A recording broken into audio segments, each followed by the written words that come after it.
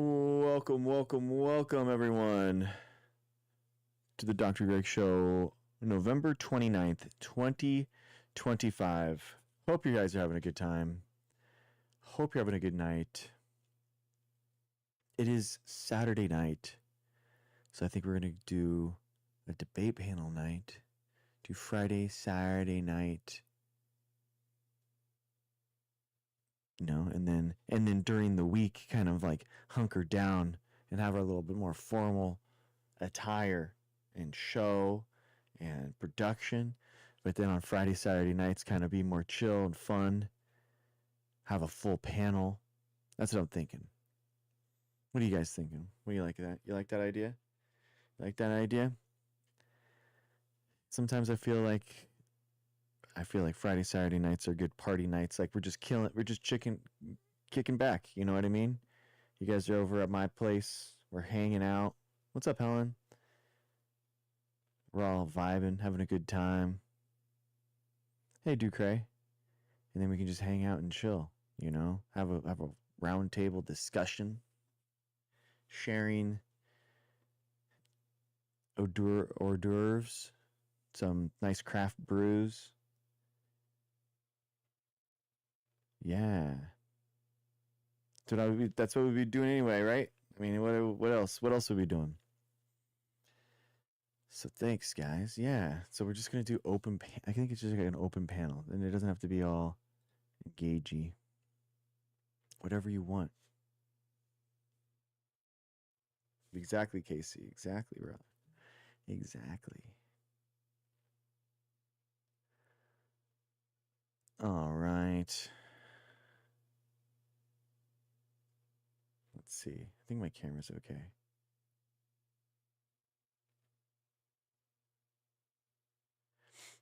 I think there was some. I saw like some news, but I didn't know. Oh yeah. What is this? The Honduran president? He got convicted of like smuggling like 4,000 tons. Joe wants to let him go free. It's like, what?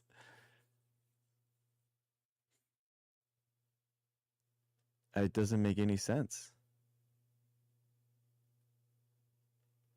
I don't understand this whole thing with Venezuela. I genuinely do not get it. I don't understand why. I understand like why he wants to. Hey, what's up? Hey, Chief, what's up, man? I understand like he needs to have the.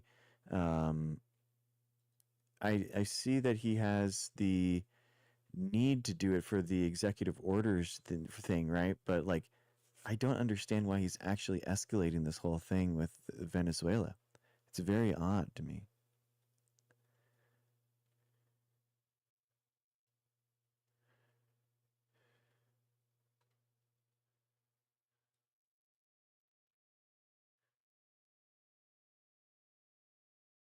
Really? We're gonna make a South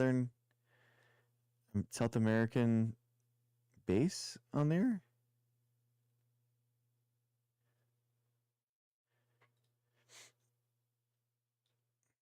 Yeah, I don't know if we're gonna actually annex it. I mean, that'd be very odd.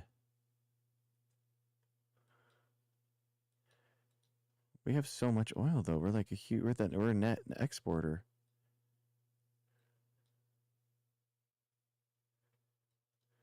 Mm. Yeah, I mean it's very, very odd. So yeah, it was really interesting. There was actually like a New York Times paper. The geography tells the lesson, like what's happening. It's very odd. Basically, most of the stuff, the happy fun times, happen and come from Colombia on the Pacific side here through Mexico, and then up through the border here, right? But they're pushing down on boats that leave Venezuela and then go north, which is north to Florida. And it's like just not, oh, sweet.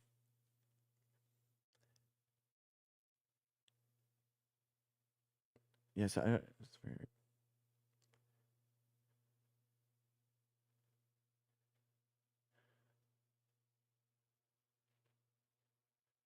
yeah, yeah, for sure. Dr. Joe, what's up, dude? How's it going, man? Thanks for coming. Your mic's not on if you're trying.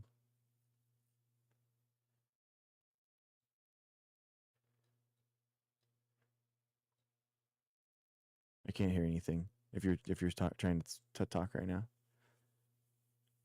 Bluetooth device, maybe?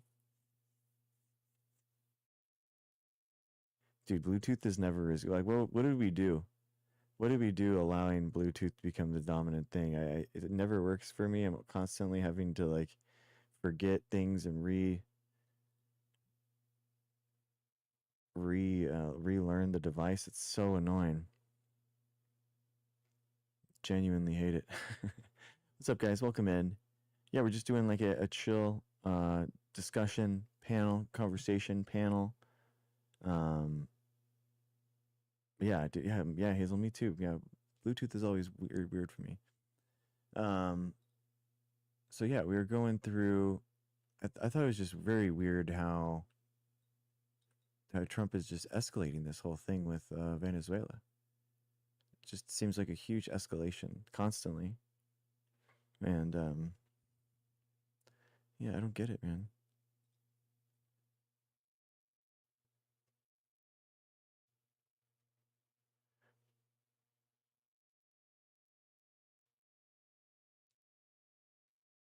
Mm-hmm.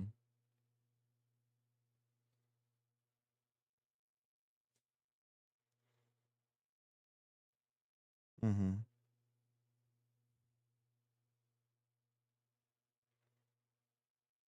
Yeah.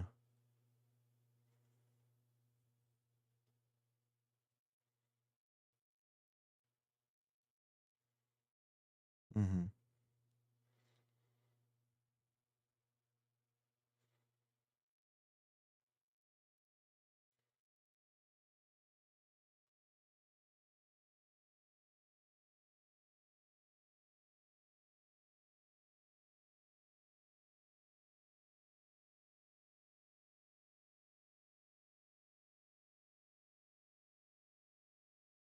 Yeah.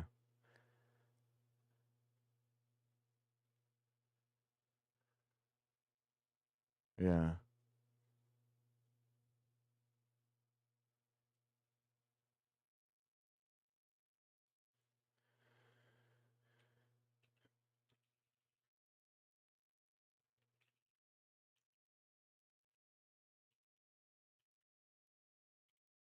Yeah, man. I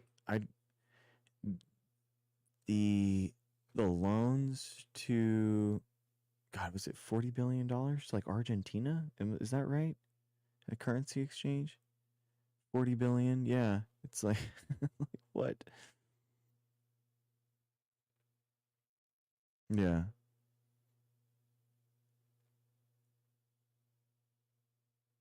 Mm-hmm.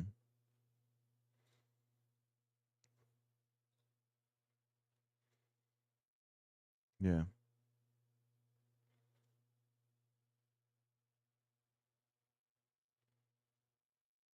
Yeah. I don't Yeah. Um Ray Ruben, do you think that this is well, I mean, technically we are at war with Venezuela right now. He declared it. I mean, that was what he did. Um that it's definitely by definition like we're at war right now. That's why he gets all these special wartime powers that are so dangerous. No, no, Ruben, that's beautiful that you think that. I mean, but basically the commander in chief has unlimited ability to wage war anywhere at any given time, and then he has to only ask approval of Congress every like 90 days. So that's for the authorization to use military force, the AUMF that was passed in 2001, and that's basically been um, you know renewed every single time. Dr. Joe, your mic is still not working, by the way. If you're trying to speak, um, so it's basically the idea was that the president of the United States doesn't have time for Congress to declare war, and it's the idea of national security that it has to be done immediately, and so they have unlimited powers to there hasn't been a war officially declared since like what, Vietnam, World War II. I mean, it's never happened. So it's like, has Clinton declared a war? Did George W. Bush declare a war? Did, under that definition, then they haven't, which I don't think anyone agrees. There was this awesome video. It's so hard sometimes to find things again.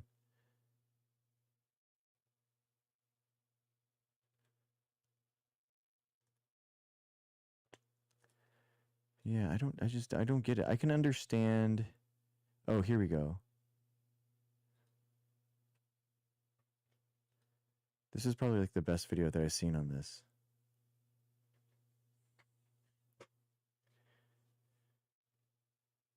Yeah. Look at that.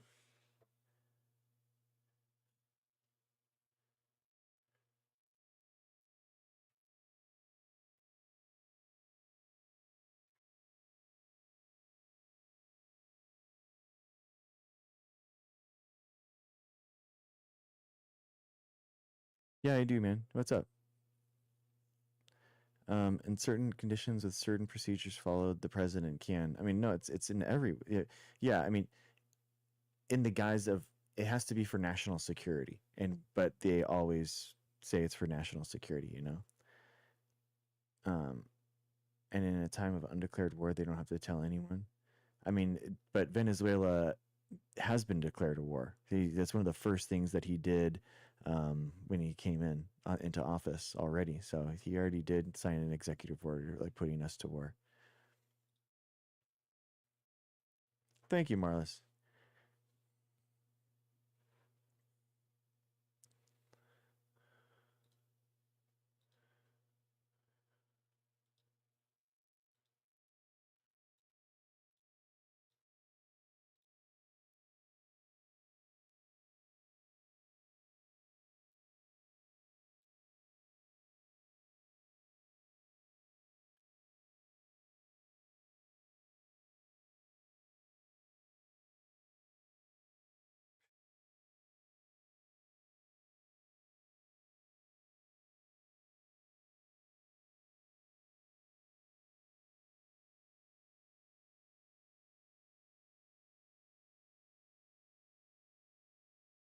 That's wild. Are you serious? That's sightings of U.S. military ships in the Caribbean. What in the world are we doing? Look at all those sightings. We're everywhere. I mean, I mean, I would say that the president has pretty much carte blanche. I don't think that the SCOTUS would ever curtail any of the actions by the president. Again, like the Iraq War isn't considered a war, isn't I mean, or the Afghanistan War wasn't considered an actual war because Congress never signed off on it. So, it's it's easier to think of. I mean, I was going to say it's easier to think of actions that they wouldn't allow, but you can't even think so because they would always be in national defense. So, are we going to invade? I really don't know, man. I don't know if that's right, guys. I don't know. I don't know if that's it. I don't know. It's just very weird to me.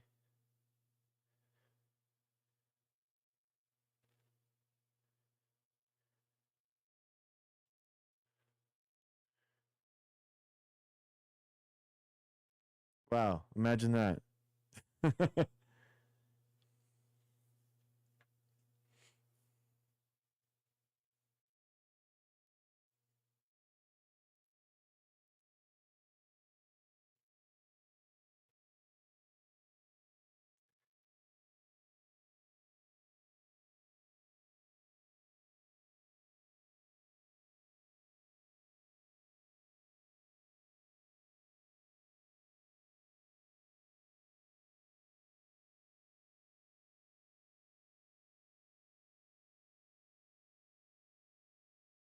That's crazy. Look at that.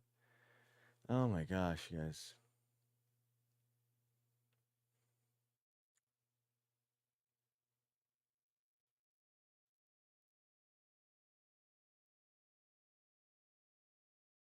I think it's like a show strength or something. I mean, Hegseth is so bombastic.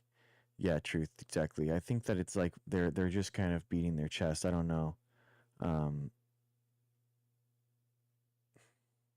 yeah, guacamole. I don't disagree, man. And I think that that's the idea with the AUMF and SCOTUS giving that power. But it's just, is it just anything but a rubber stamp at this point? Does anyone actually think that Congress would ever ream in the POTUS for any national defense reason? It just seems like another unchecked um, power that's just been granted to the president with that the Congress has abdicated their role. It's crazy. I don't know, Corey. Did the video make you? What do you think about that video? I thought that was interesting. I love the geography of it.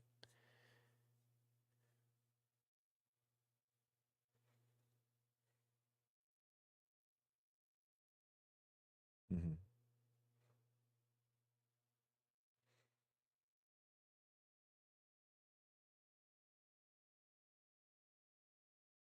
Mm-hmm. Yeah, dude. I mean, this is exactly why our the justice system is the way it is, where you're supposed to bring a person in and everyone is due for their day in court. And guess what? These people and these people that are being gunned down, like if they have substantial charges, then bring them against them and bring them to court. Let them have their day in court. Let's see it. It's go ahead. Yeah,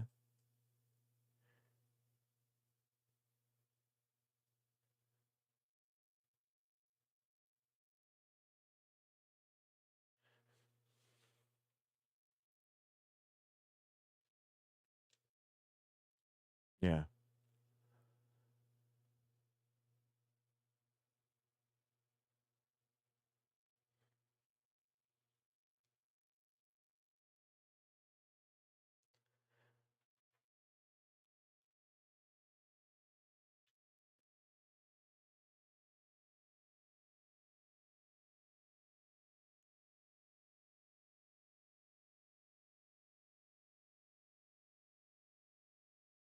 Yeah. It just goes to show, like, in the face of a totalitarian feudalist society that our the writers of the Constitution came and fled from, right? They where it was a fundamental thing that they wanted in their government is due process. That every person, citizen or not, was due a process by the government to show and prove that they had that case against them. And what's happening right now is that the Trump administration, in an authoritarian power grab, is trying to remove those due process rights for those people and unilaterally declaring that they are the judge, jury, and executioner for those people explicitly right there. And that's not how it's done. That's so dangerous because those people aren't the Justice Department, the Trump administration isn't forced to go to court and prove that they had the grounds in order to do this. They're just going to say, "Yep, it was it. You have no idea how bad it was. It was super bad, and just trust us, guys." Versus, this is what it is. This is why we're gonna air this. That don't ever do this again. Come at us like this. We're gonna mess with you. That is exactly what's happening in Guacamole. They are removing the rights from those people to have a just trial by murdering them. That is the whole point. That is what they're doing on purpose.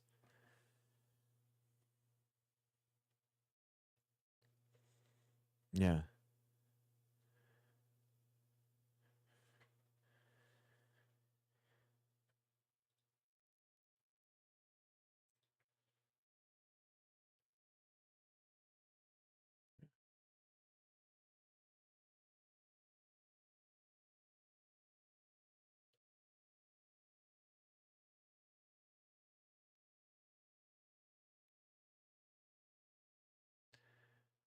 The Department of Defense Law of War Manual. Okay, so I have this guy spamming this saying that this is what they'd actually go, not what I was talking about.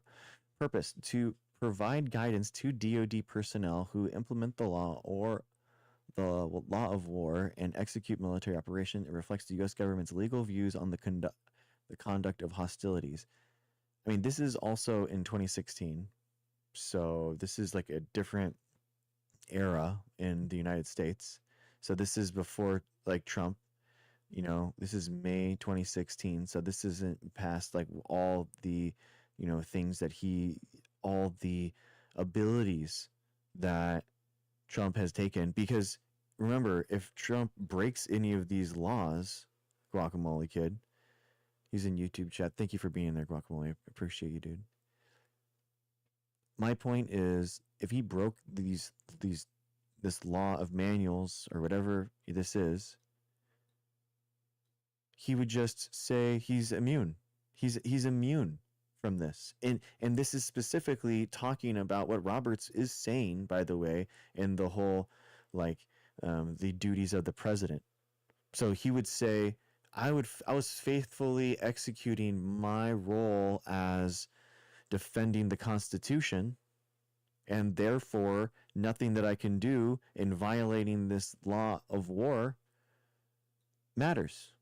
I mean, do we really think that Trump has read this law of war and understands the nuances of this versus the Constitution and understands his role as commander in chief and the rights that citizens and non-citizens have in this world in regards to our Constitution? I mean, are we seriously going to say that? I mean, give me a break, man. Like, this is why Democrats lose so much, because it's just like it's so absurd. The game we're reading 1,200 page manuals to try to justify what just an erratic man's, you know, falsely firing handful of neurons in his brain can come up with, and then post hoc justifying it for just him. By the way, every single time SCOTUS like rules, it's just for Trump.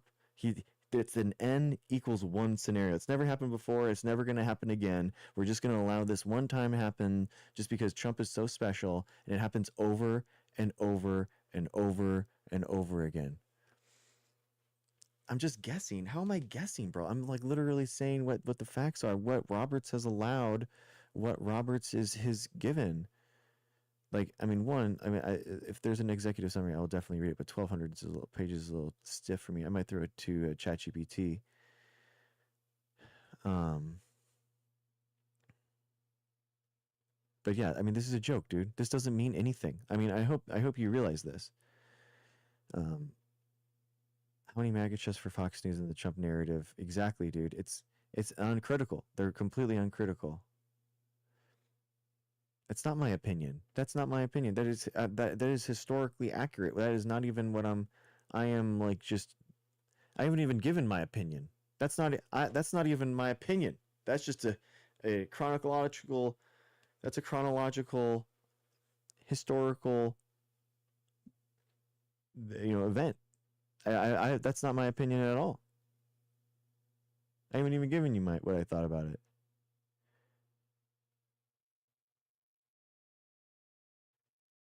Yeah.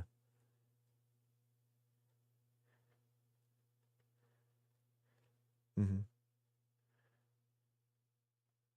Sure.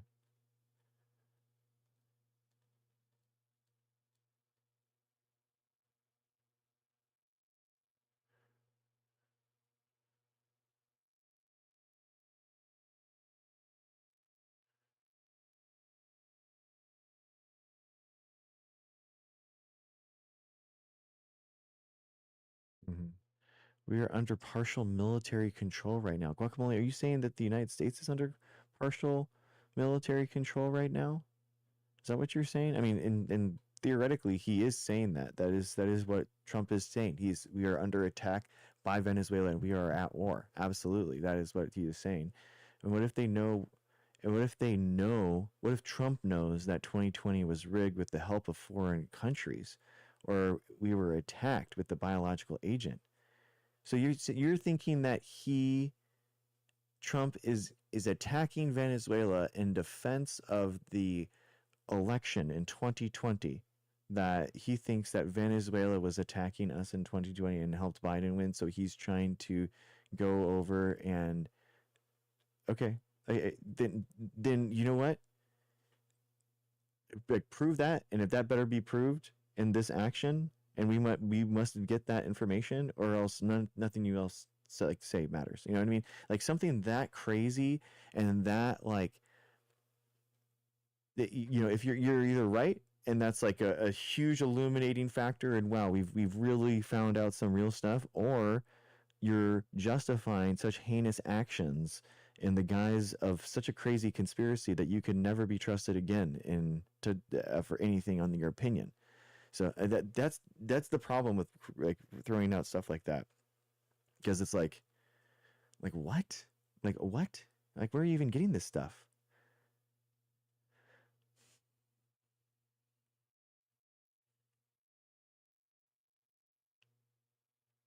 Yeah.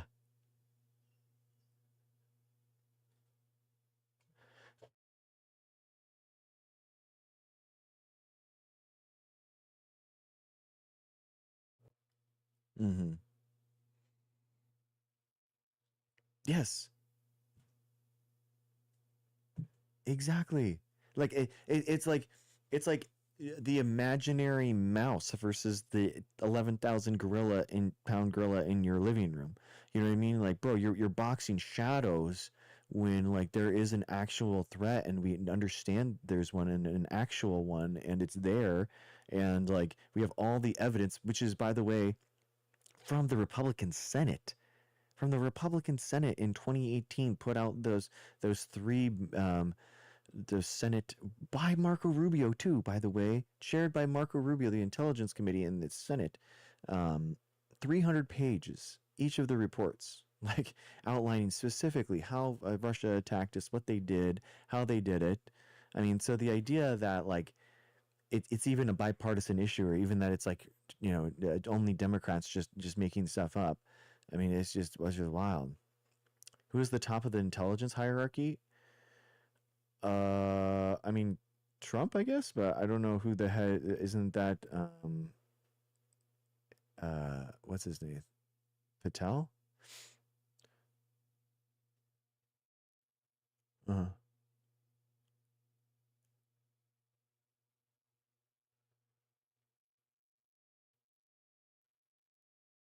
that what does Space Force do? I don't know what Space Force does. I don't know.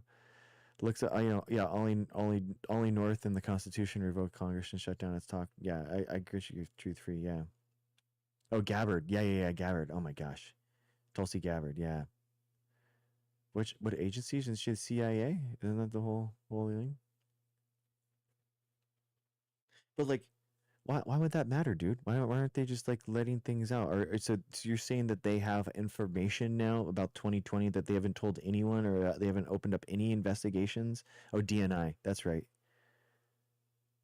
Yeah, yeah, Joey. I'm okay. Then come up. Then come up and talk to us. Then if you're gonna school us so much, I mean, I don't know. Like, I go ahead, dude. Like, I mean, I don't understand what you're hate commenting about. I'm just a dude. I'm just a dude.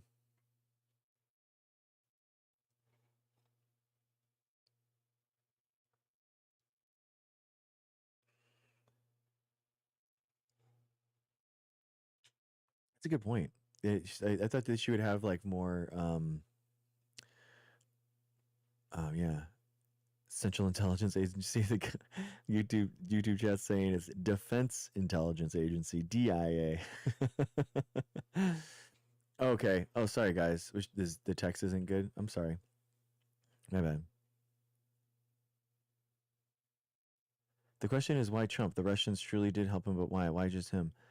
I think they were trying to unseat the United States as a superpower, and they did really successfully. I mean, that's the whole reason why you know, like a bunch of people attack the United States. They can always come for the guy at the top, man. And so, guess what they did? They unseated us, and they sowed discord through vaccine distrust and all that nonsense. And people bought it, hook, line, and sinker. And you know, instead of being patriotic and looking after one another, we turned on one another and played this like red versus blue game, as opposed to realizing that like Russia was trying to mess with us, that the billionaires were trying to take and loot us like a you know like a video game. And here we are,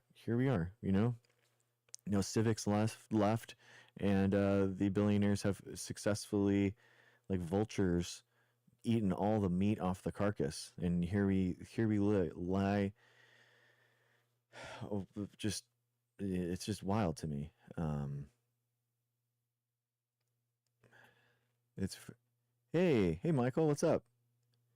Palantir, yeah. I mean, stuff with Palantir is very weird. The surveillance and stuff, it's a little too much. I mean, I do think that AI can be used in order to make a lot of strides in making our government way more efficient. I think it has to be, right. We have to work on making our government way more efficient. But I don't know if just giving everything to Palantir is a good idea.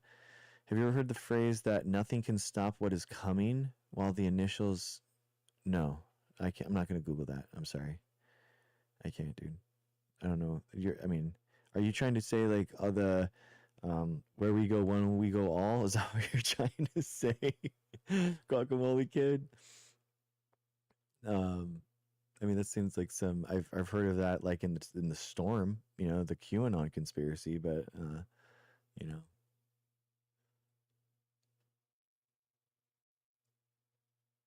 yeah, it's wild, man.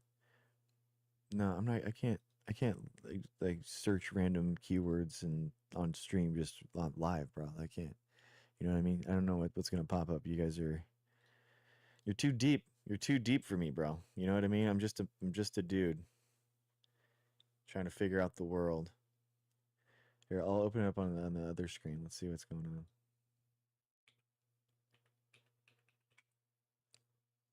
The National Council for Statewide Inter Interoperability Coordinators, a program that the U.S. the DHS Cybersecurity and Infrastructure Security Agency. Its purpose is to support statewide interoperability coordinators from every U.S. state and territory to promote and coordinate public safety communications interoperability across the nation. Okay. It oversees the daily operations of state interoperability. Dude, that's that word. What is wrong with it? Interoperability. The council also engages in activities such as developing governance structures, coordinating federal funding for emergency communications, and providing strategic guidance for improving multi-jurisdictional and cross-disciplinary communication systems. Okay. Yeah, you can truth free. You can if you want. I'd prefer on TikTok if you wanted to just join up on TikTok, but if you wanted to do like a Discord call, you could do that too.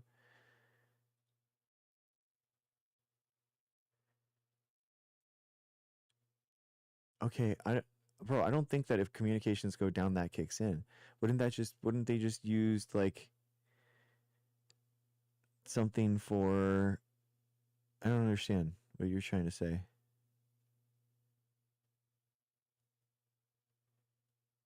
Anyway,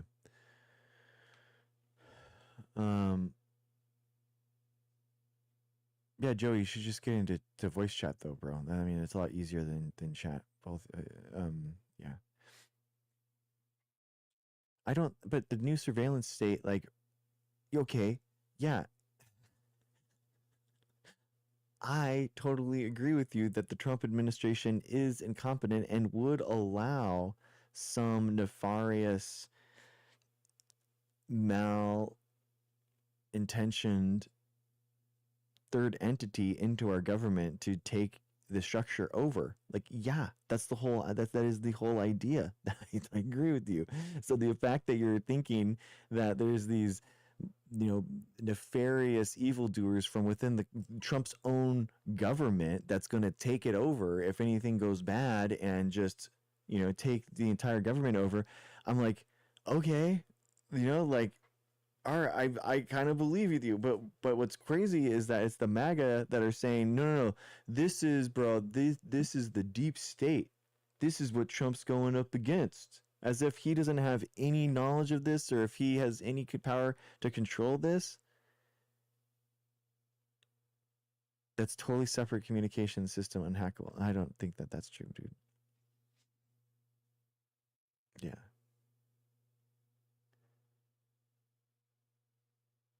Yeah. What happens when you underestimate someone like Trump? He gets elected. I think that's the problem. That's the thing. So I don't. That's yeah. I fired my doc. We're literally reading that right now. We're literally reading the war. Again, dude, you guys are speaking nonsense, man. Like, we just went through this. Like, where did you guys all get this? Where did you guys all get this at the same time? I got YouTube and TikTok chat both telling me to read this exact war. Are you guys bots? Like, what is happening? NCSWIC, you guys both are coming to the did like some podcast? Yeah, it fired my doc. Where did you find genuinely? Where did you hear about this? Where did you hear about this? I have a bias. What are you talking about, bro? You guys are both NPC coming in and saying the two specific talking points both at the same time in different chats.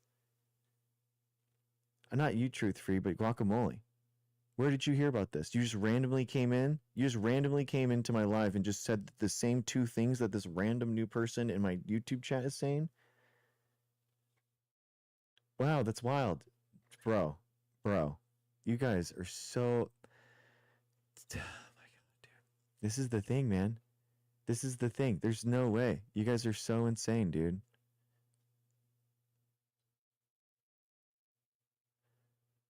Yes. No, exactly. And that's what I'm saying, is that they were definitely both like Benoni or whatever his name is, Baloney, his podcast, or they're on some they're on some thing, you know, talking about it, and now they're both repeating it. I don't even know what he's talking about. 11.3, end of occupation and duration of GC obligations. Like, what are you even talking about? Like, have you even read the thing that you were linking me and saying for me to link? 11.3, yeah. The status of a belligerent occupation ends when the conditions for its application are no longer met. Certain GC obligations with respect to occupied territory continue for the duration of the occupation after the general close of military operations. The end of occupation. Belligerent occupation ends when the occupying power no longer has effectively placed the occupied territory under its control. So are you saying that the United States is going to do this to Venezuela? What are you talking about? Duration of GC in occupied territory? Is this what they're going to use in order to occupy Venezuela? In the home of territory of the parties to conflict, the application of GC shall cease on the general close of military operations. What the hell, dude?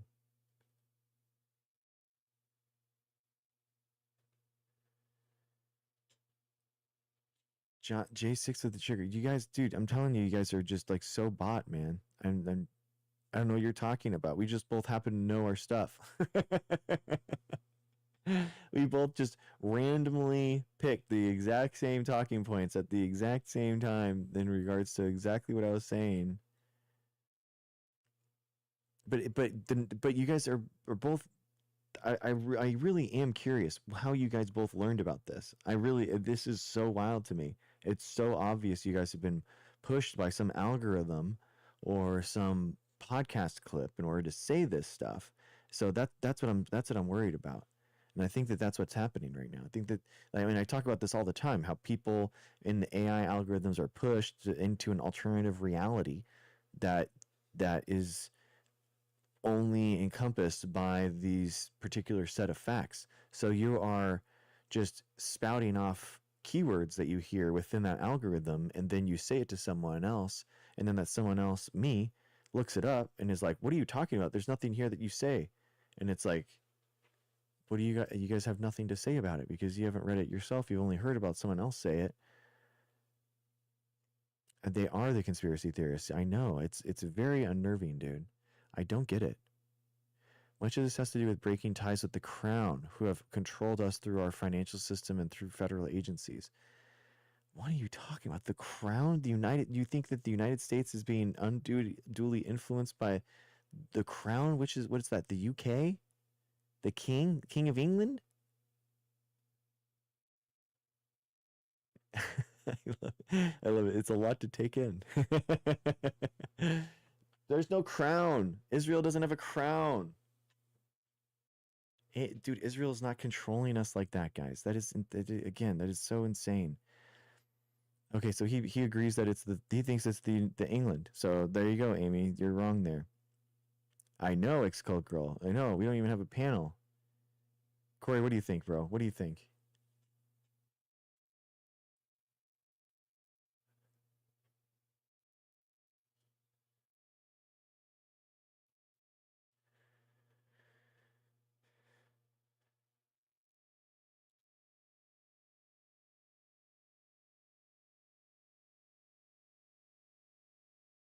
Yeah. Exactly. And convicted.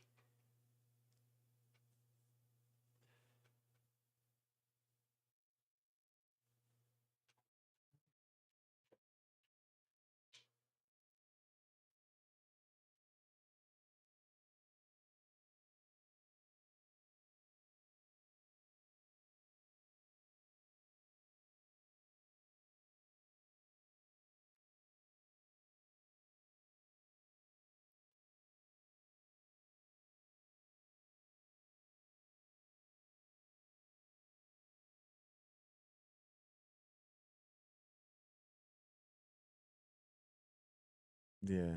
It seems very, I don't, it doesn't, exactly, man. It, there's obviously something that is happening, right? That we are not, it's like them realizing, them linking, exactly, Amy. This, we're just reading 11.3. We were just reading 11.3, Amy, and it's nothing. It's like them coming out with the Jeff files about like the stuff that they had on Trump that entire time. They had known that stuff since 2015, guys. That was all known. And they're what's wild is that there really is a like a conspiracy web in order to keep the people distracted. There really is a people that want to take the United States government over, you know, and but instead, like the conspiracy theorists of the Trump people, the Trump supporters, we are like all kind of like they're like poisoning the well of like what's actually happening while the entire system is being looted and plundered, and we are all having to deal with like crabs in a bucket, man. It really does feel like crabs in a bucket right now, where everyone is like, I'm having to deal with like these real, like these weird anachronisms in the matrix, these glitches in the matrix, and trying to find out what this is happening. Meanwhile, like Trump has a secret war going on. Meanwhile, Elon Musk makes hundreds of billions of dollars a year. Meanwhile, people are going, hungry at Thanksgiving because it's like it's just it's so maddening, bro. It's so maddening. Um, yes, exactly.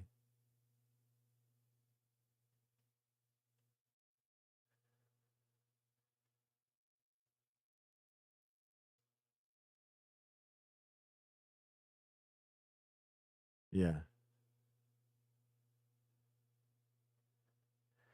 Exactly. Dude, Ruben, you're 100% right there, dude. Homie's trying to distract from the e-files in a dead economy. Dude, amazing, Ruben. I totally believe you, man. I agree 100%. Dude, Ruben spits facts sometimes. I love it. Um, I remember Trump's warning to J6 that needed to trigger 11.3. What? What are you talking about?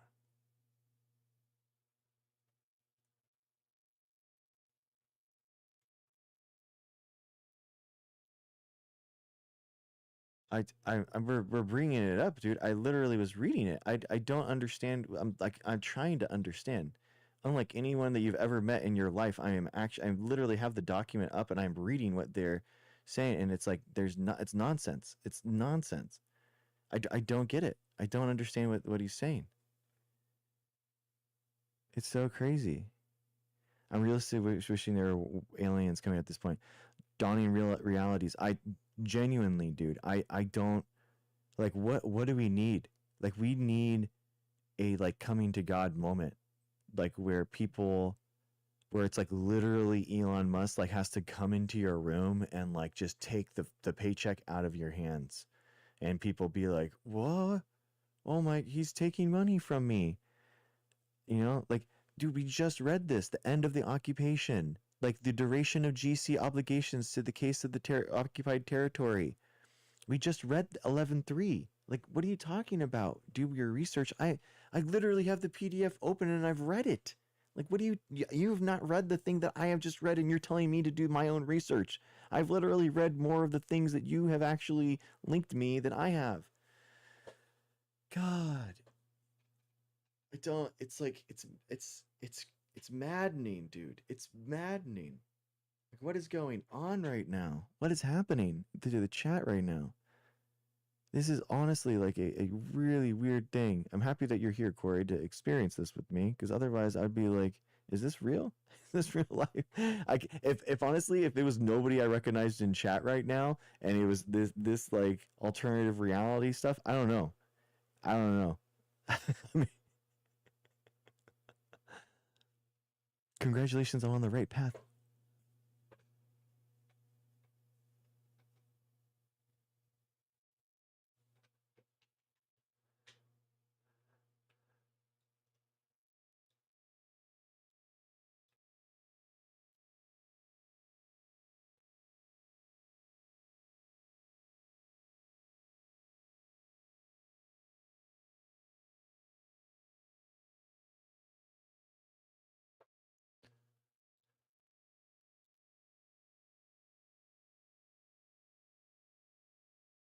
Yeah, it's crazy.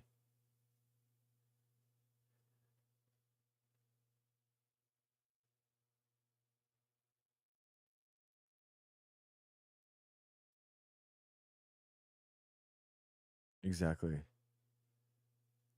Exactly. Yeah. And what happened there? It was such a big thing that's what we had to do, and we were all on board. And then all of a sudden, we just like stopped forgetting about it, and it's on to the next thing. It's like, wait, what?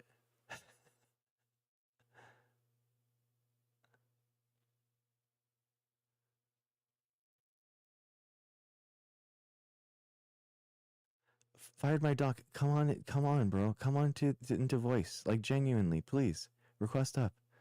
Like please let me know. Like I have no idea what you're talking about, dude.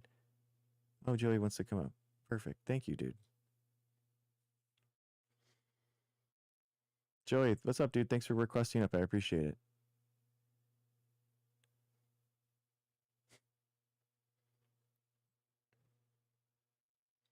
You got it, man. You got it.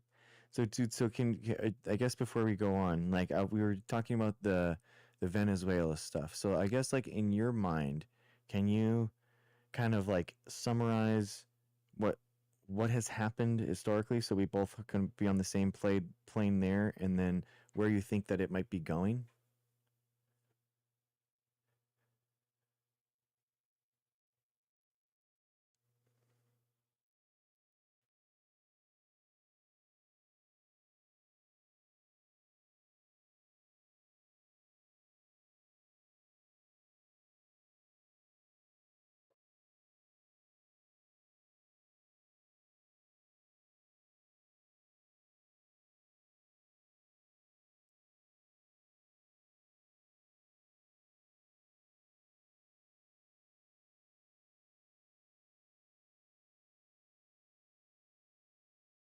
Okay, good, good.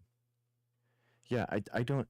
I mean, it's important because within the first month, that's one of his first executive orders that he signed, and that is the thing that gave him so much, because we are at war right now with Venezuela, legally. So he has wartime powers now. So that's why he has like the difference to go into these cities, right, with the National Guard, because he's saying that they have these terrorists in these cities and they're trying to rout them out. That, I mean, that's the whole idea with the deportations, with the flying of the planes out, and everything. So it all hinges on, we are literally at war with Venezuela right now.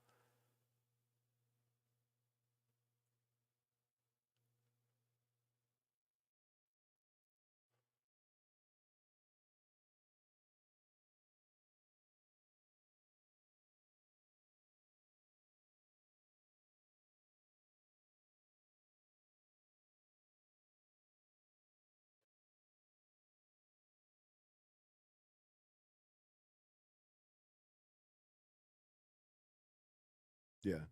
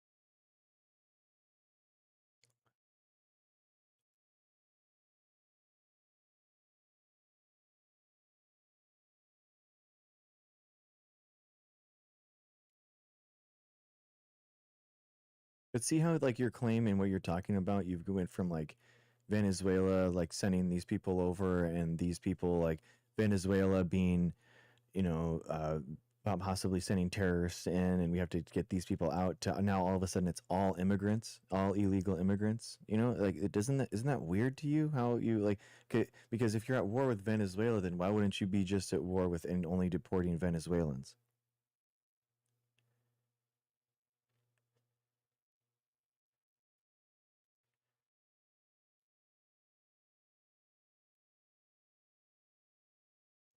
Okay, but I'm just okay. Then my problem is that if Trump wants to make that case, then he has to make that case and do that thing.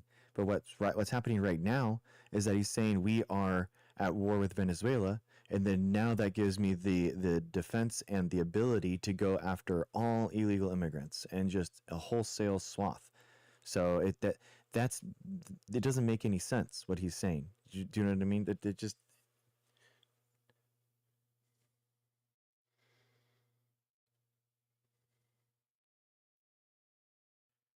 well, yeah, because the president of the United States can't invade cities, you know, and declare war with the cities and invade with the National Guard.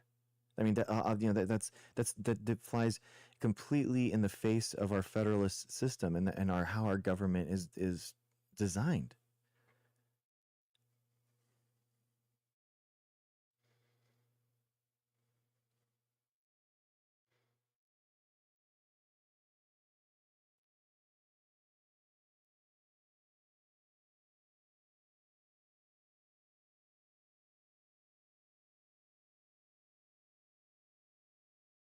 They're deploying National Guards everywhere. They deployed the Marines in L.A. so that they could unconstitutionally arrest people.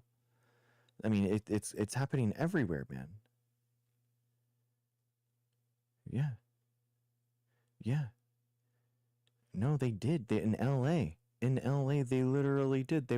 I have friends from Camp Pendleton that had to go up there, and they were talking about how it's a waste of their time, and they can't believe it.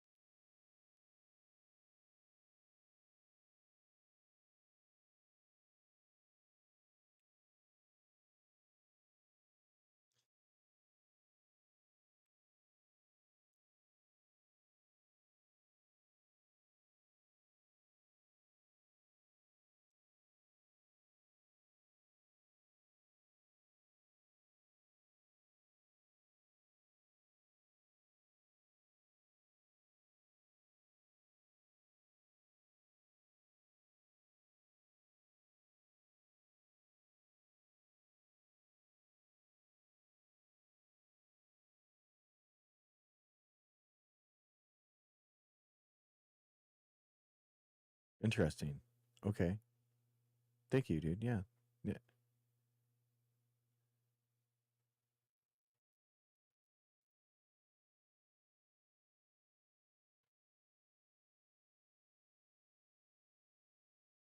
Yes.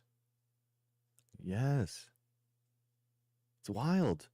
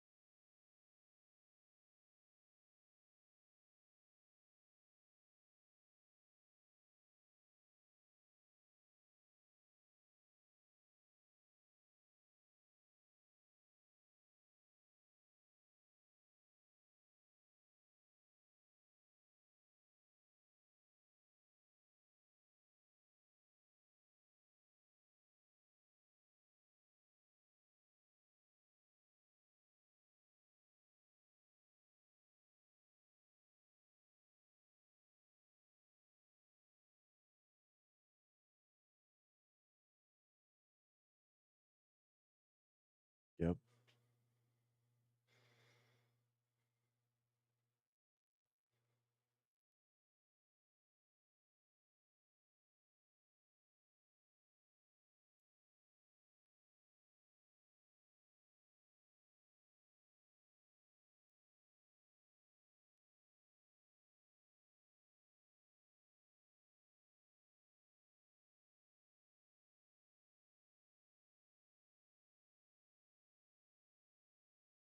Yeah.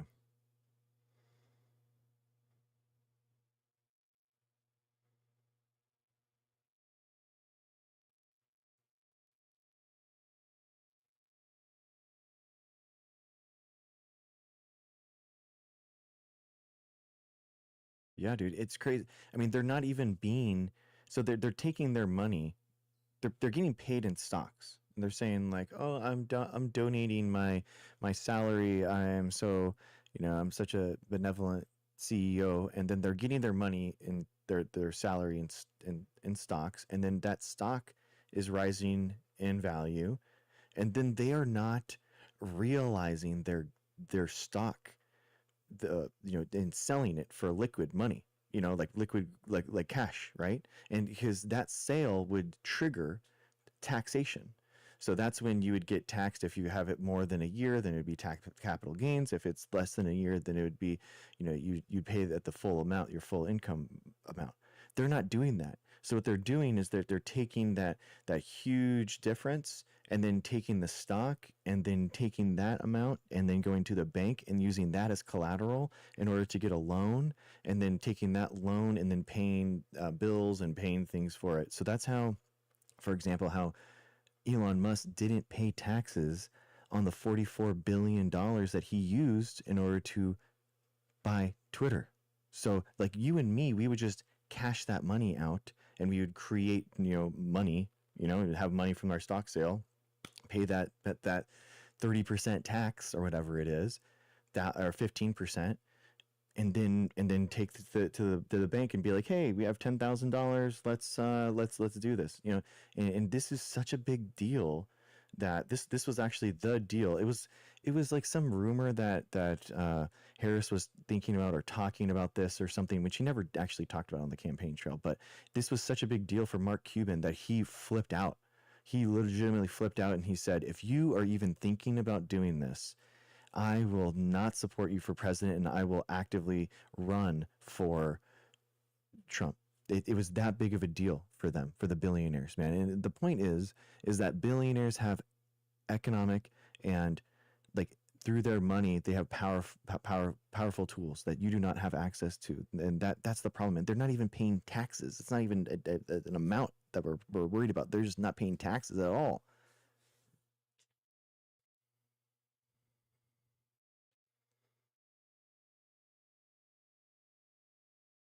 Mm-hmm.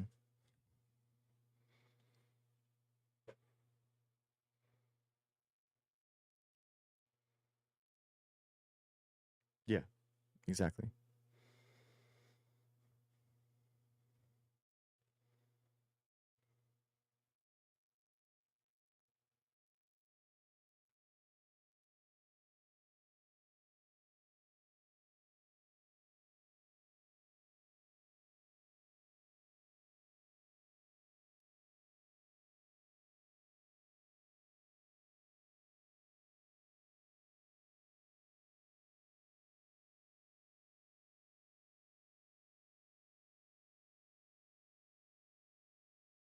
exactly.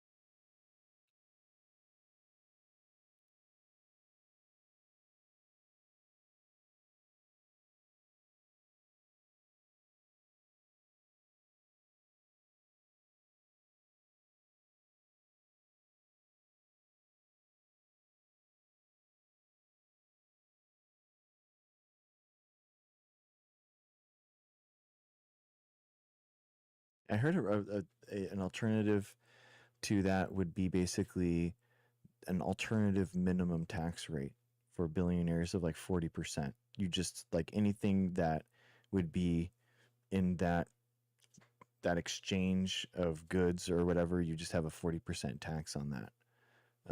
Alternative minimum tax. Um, it's so in addition to the regular tax income for certain individuals, estates, and trusts. Um, so it's an alternative minimum tax income is calculated by taking the ordinary income and adding disallowed items and credits such as state and local tax deductions, interest on private activity, municipal bonds, blah blah blah.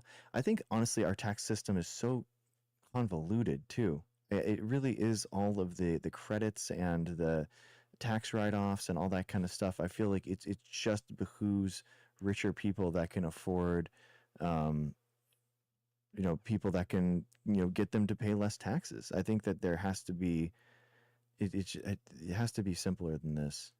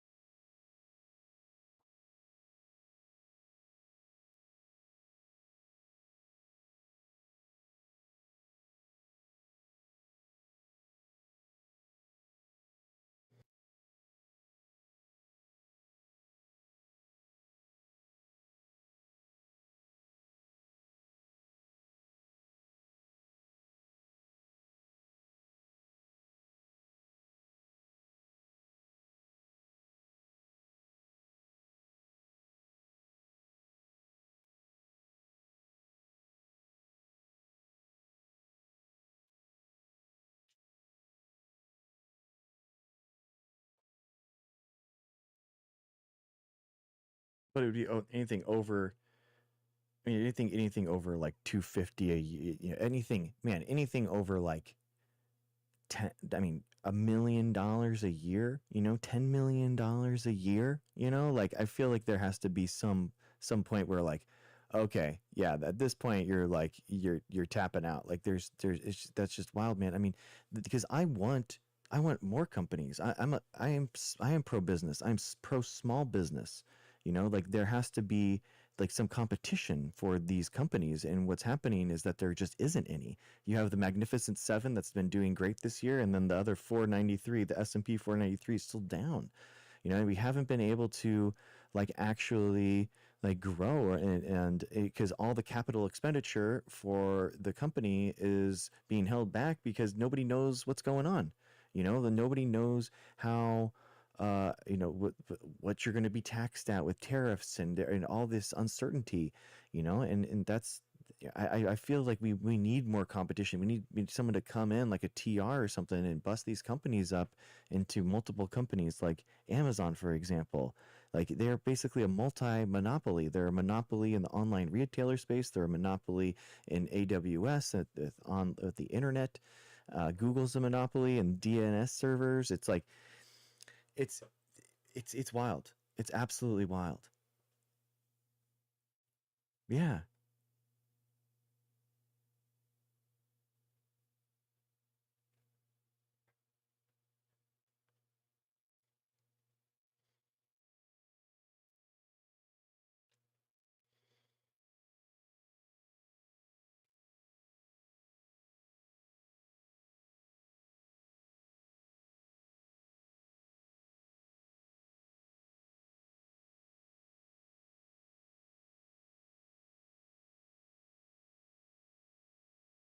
yeah.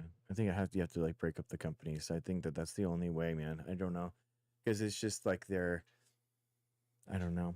It is wild. It's crazy how big Nvidia's gotten. You know, I mean, the size of Nvidia is absolutely astronomical, and they're not like a monopoly, but they're just so good. I mean, Google's chip has like their TPUs, been doing well, but like in this AI race, I mean, they are so good at what they do and what they're incredible chip makers, man. They truly are the best in the world. Um, and I have no idea what you would do with Nvidia. I don't think that you can anything there. That's the crazy thing.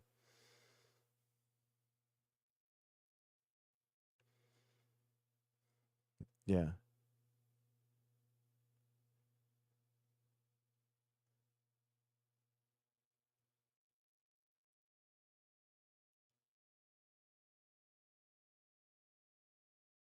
yeah,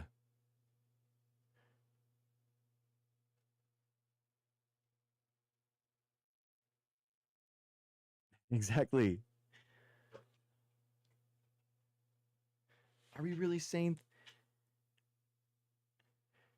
Yeah,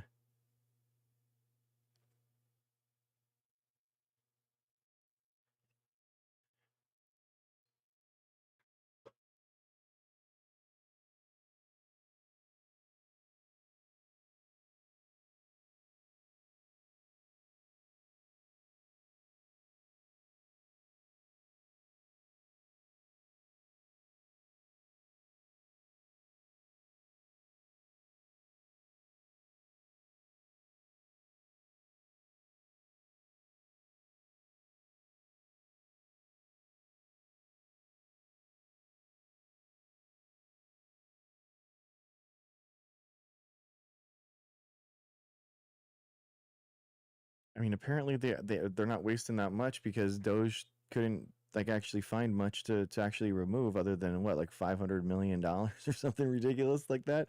What did Elon say that he was going to cut like 8 trillion in the first year and then it went down to a couple hundred million. I mean, it, the reality, man, is that that argument made sense when we're talking like $1 billion or something. And these guys like 20 years ago, you know what? Because this is the talk like versus I remember, dude. We're talking. This was the Obama uh, top echelon. It was like the debate was like 38 versus 35%, and it was like that was the debate. Like in Obama was like raising it from 35 to 38, and it was like, oh my God, this is gonna be. Fox News was saying that this is the end of our economy, that this is everything, this is, that we're losing, and the math was like, yeah, it wasn't that much, when it only is that, that many people. But now, like 20 years later, we have like billionaire net worths that are swinging by 100, $200 billion a year, man. So it's like, you know what I mean? And $100 billion is like the entire investment that we make as a country for science spending for the entire year. And for that $100 billion, we create jobs for all the industries and all the scientific endeavors, and we create products and we create new technologies and we create thousands of businesses out of that. We create patents, we create products that we can sell, we create us as an economic and technological leader in the world. Like versus, okay, let's give that $100 billion to Elon Musk so we can do what with it? Like, well, like name one thing that Elon Musk has actually used that $100 billion with versus all the benefits that we've gotten as a society for like sciences in a year.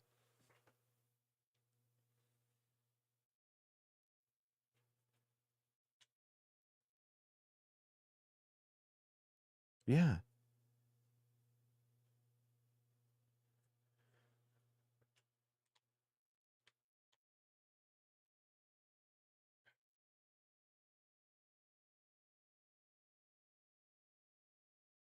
It's in like waste, man. Like what's crazy was people when they talk about waste for the government, nobody ever talks about. And Joe, you even talked about this at the beginning, bro. Like, why aren't we auditing Elon Musk? Like, why aren't we auditing how much money we give this guy? Are we sure that he's actually spending it on the contracts? And like, are we checking this? And are going to actually trust the Trump administration, who partly got installed because of Elon, right? Because of him buying Twitter and because of the $300 million he spent on the election. Like, are we really going to trust the Trump administration to audit Elon Musk at this point? I don't think so, man. It's so dangerous.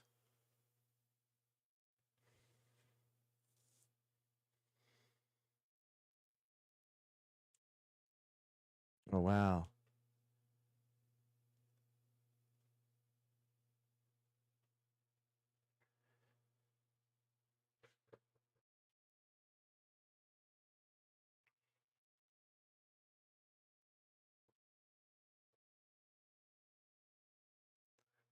That's crazy. Yeah.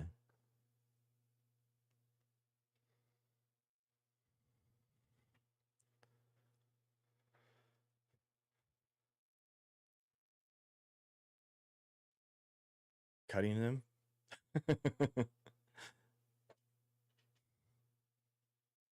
Yeah. It's so wild, man. It's like the amount that they are making now is really astronomical, especially when we are cutting so much, dude. We're cutting like cancer research.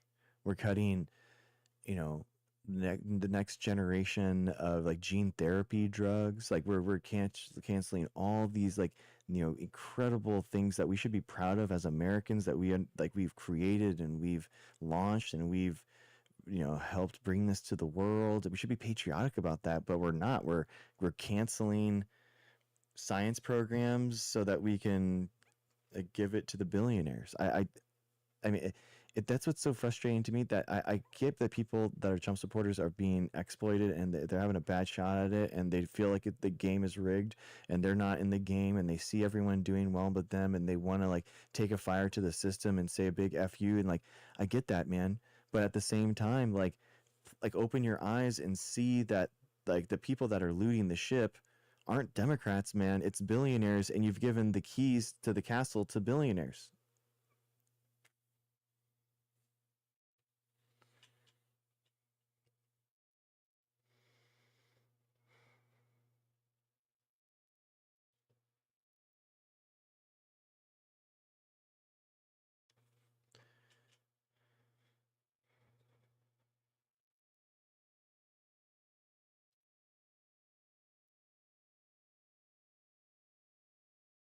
Yeah.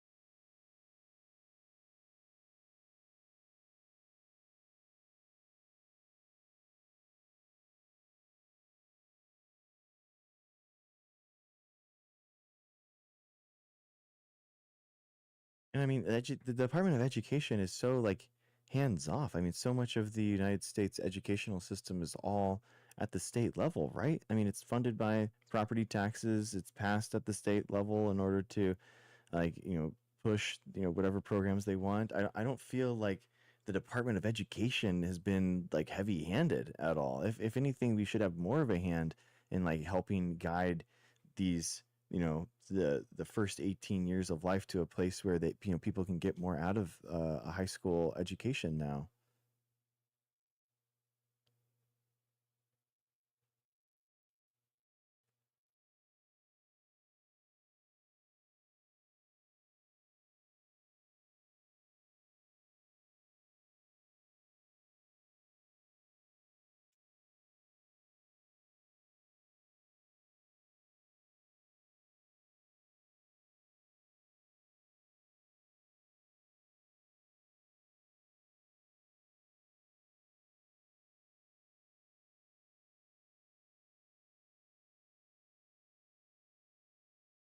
But can you like what's a policy that the Department of Education that you don't agree with?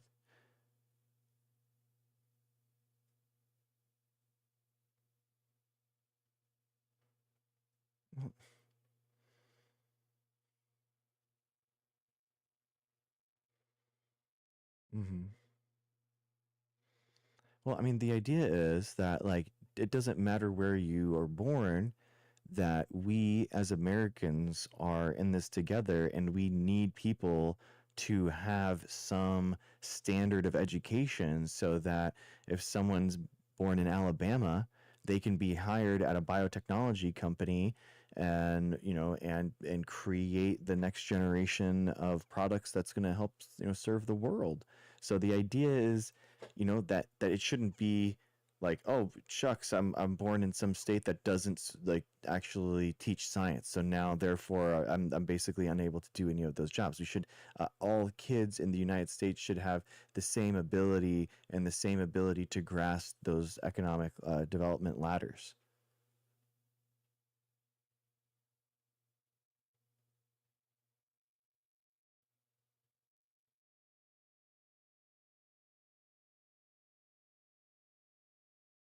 I mean, I think that I think that we should fund states that are below standards, absolutely. And then I also think that the Department of Education should help guide minimum requirements and stuff where we can say, hey, like guys, this is not okay. But the solution to failing test scores and low attainment isn't to remove money, it's to give more money, right? It's to help these people and help these systems out so that they can actually like, because they need funds. It's not like teachers and the educational system has been like rolling in the dough, and now that we have all these fat cat teachers and we don't know why the kids education is slipping. It's the opposite. They don't have any funds, and they're using their own money to finance a lot of this stuff, and they're not able to like grasp and compete.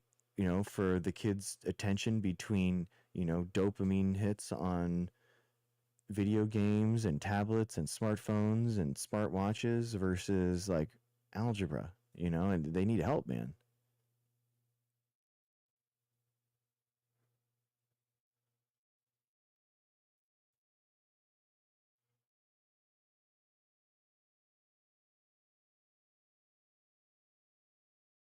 Mm-hmm.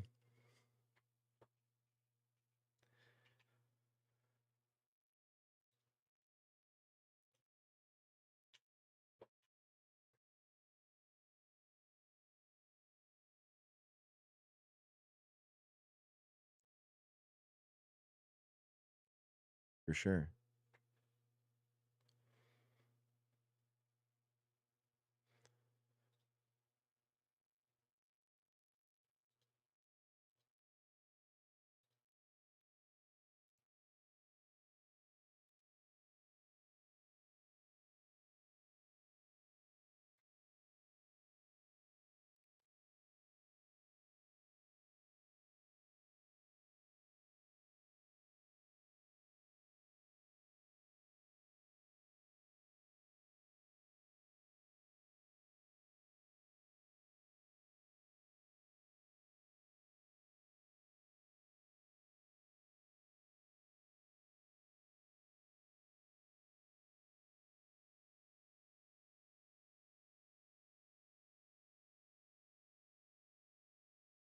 Well, I mean, partly it's because of property taxes. So partly the reason why a lot of those good schools are good schools is because they're in richer areas. So they have like more property taxes that they can pull from, and then therefore like that they just have more money. So you have to have like some type of equalizer, which is I yeah, go ahead.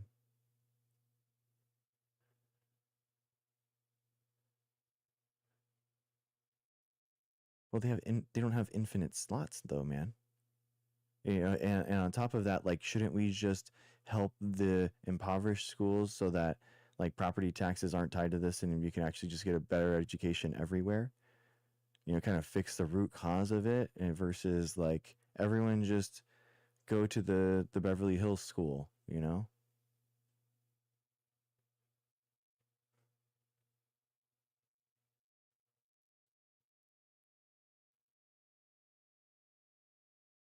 Why not just make his like project school better and give them more money?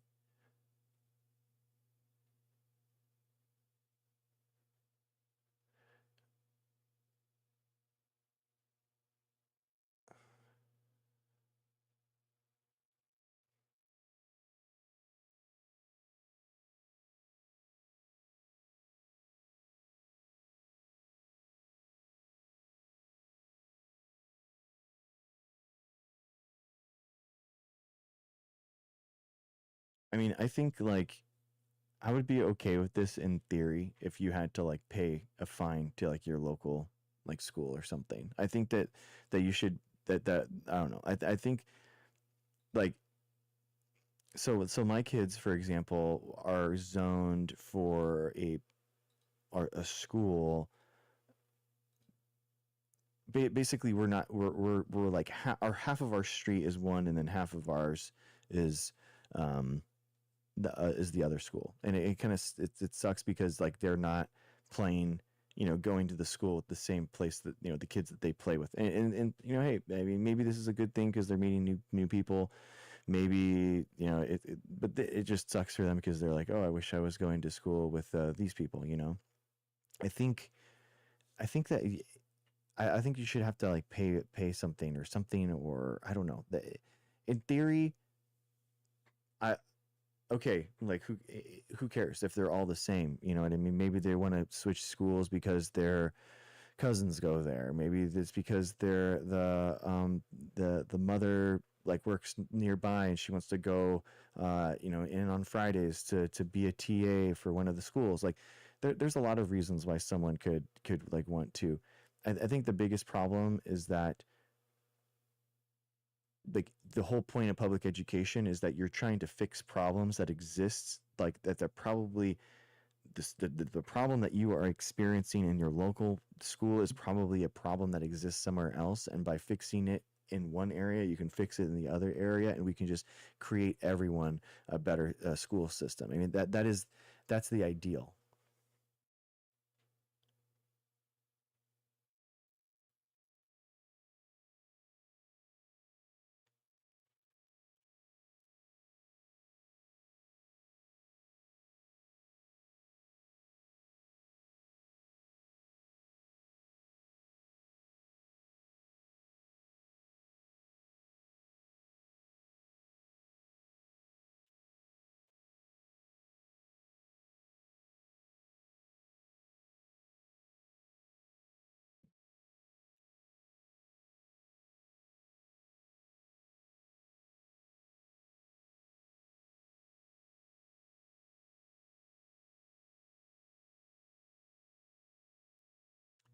I mean at the end of the day, school choice doesn't fix the fundamental problem of schools need more money. So that it's kind of like, you know what what shoes do you want to wear? And I'm like, bro, I got amputated legs. Like, what are you talking about? And I'm like, we're deciding like what's school? You know what I mean? It's like we don't have that choice. You know what I mean? Like we're doing so poorly.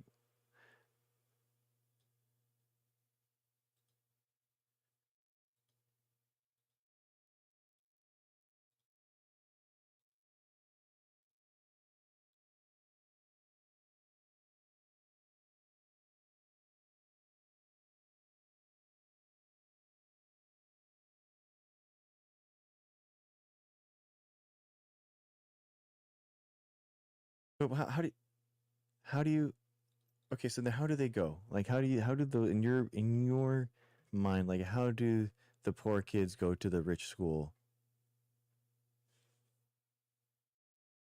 Like I mean, okay, and then they say we're out of slots. We're all full.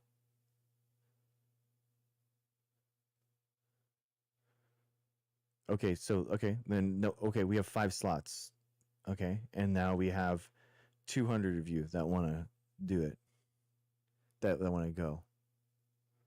The first 5, you think? I mean, is that fair? Is that the most fair? You know what I mean? I that seems okay.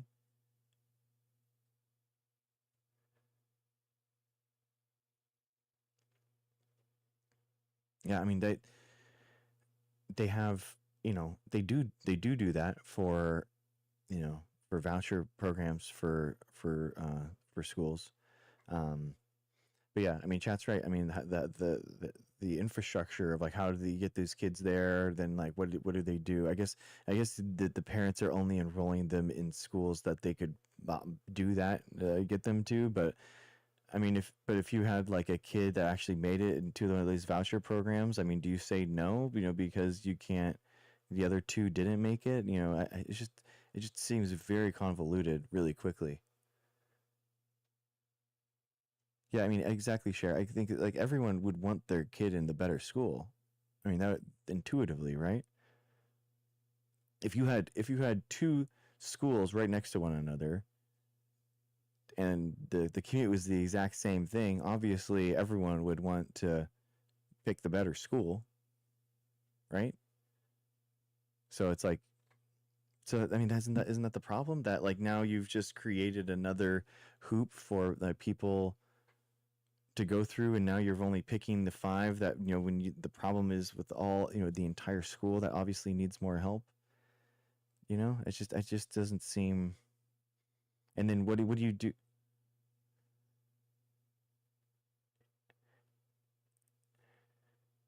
And then the rich school has 5 more spots. Then, you know, there's 5 more kids that were born in the zone, and now they need to kick out 5 kids. Do they kick out the 5 kids that just got the voucher, or do they kick out the, you know, 5 kids that are in the zone? Or do you know what I mean? Like it just doesn't seem. I don't know, man. I think it doesn't fix the fundamental problem. I think it's just they don't have enough money. The problem is that they literally just do not have enough money. We don't invest in their education, and nobody seems to be wanting. You don't think that we're spending enough on education in the United States?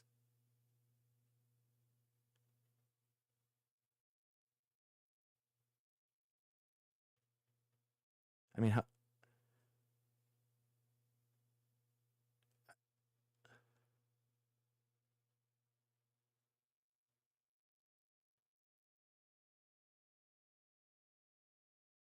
yeah,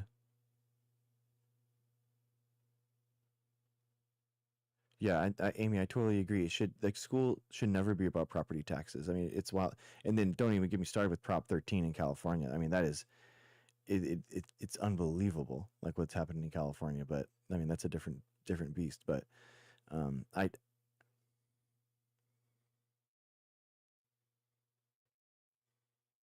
mhm,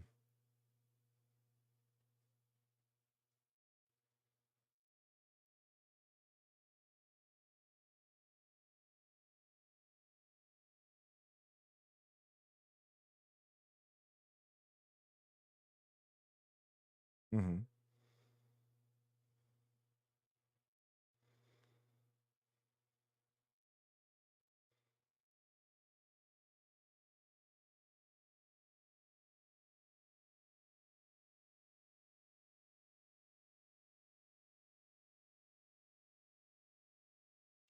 But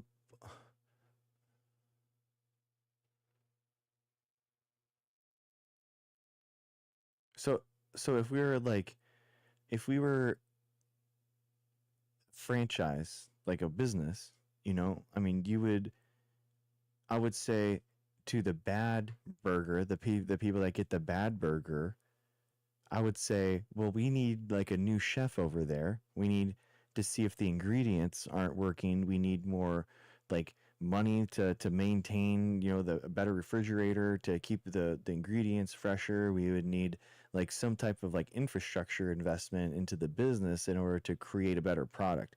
But what it seems like what you're doing is that you're like, okay, we'll have the two businesses across across the city, but we're going to do a DoorDash system so that everyone that hire that's ordering at the bad restaurant just gets DoorDash stuff from the good restaurant. And I'm like, let's just build up the restaurant that's bad, that's making the bad product, and just make it a good product.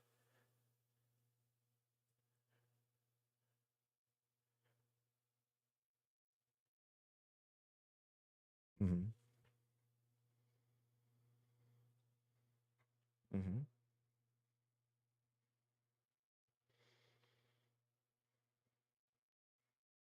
Yeah.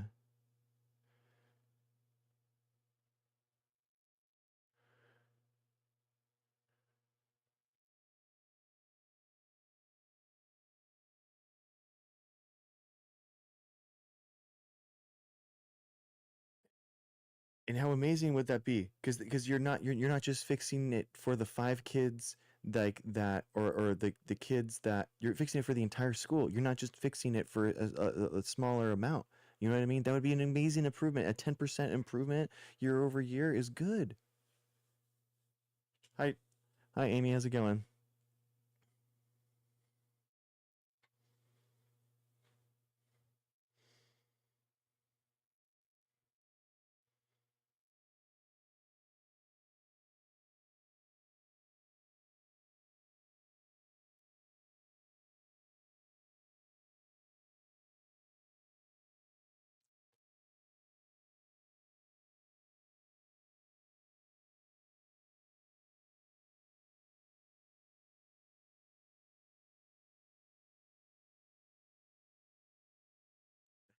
Yeah, that's a good point.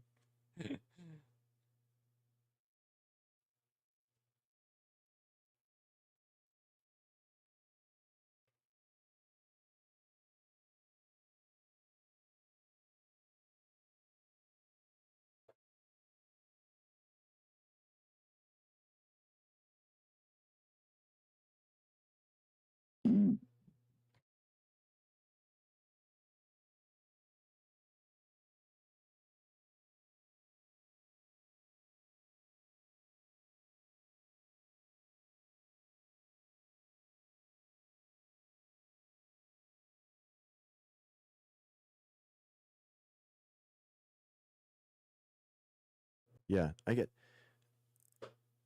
Okay,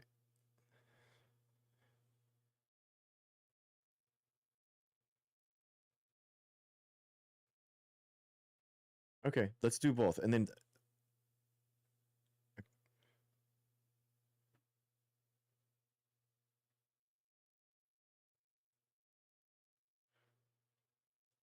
Mhm.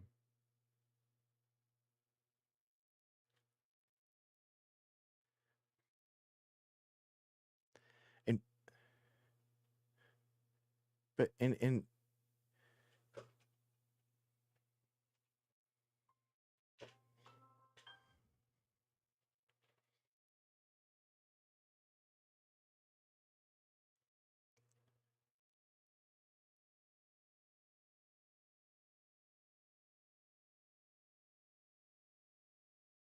yeah. Exactly, because we all would choose to, like we said, we would all choose to go to the better school, like we said before.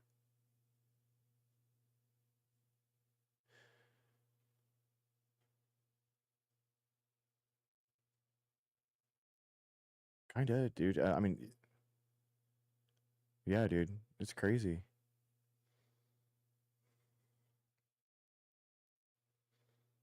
Yeah, we got lucky.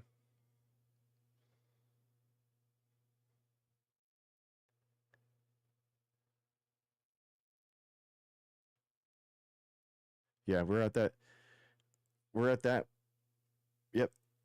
For me, that's what we're going through. Yeah, my two. Go ahead. My two oldest are going to a school, and we had to beg to get our third into that one, because it was full, and they were like, well, sorry. And so then we had to petition, we had to like email the principal, and then now we're hoping for the same thing for our fourth, that they can go into the same school that our other three, and those are the ones that we're zoned for, and it's literally like 30 minutes away that the other one would be, and she could potentially not be in the school with her big brothers and sister, and it's like it's wild. Yeah, that's yeah. Hmm.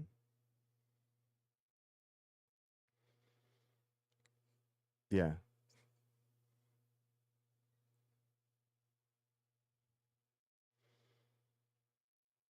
yeah. I mean, Joey, would you be willing to like pay? I mean, I guess the whole point of the DOE and kind of bringing it back would be so that that poor school would have some type of standard that we can all agree on, that should be a standard, and then diverting funds to that school so that they can like improve, while we have like, even if we have this voucher program or whatever that is being used throughout the country. I mean, isn't that the point of the Department of Education though? Wouldn't that be a purpose?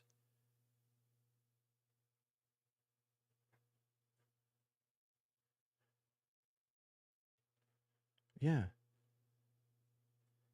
So then that's what the DOE does, dude. That's what the Department of Education does. So then why is Trump gutting it and getting rid of it?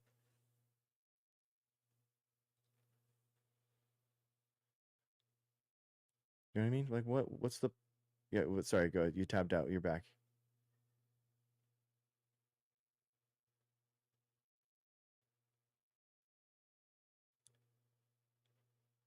I mean, it, yeah, isn't that the whole point? They're literally closing it down. They're like that they're ending it. I mean, they literally are.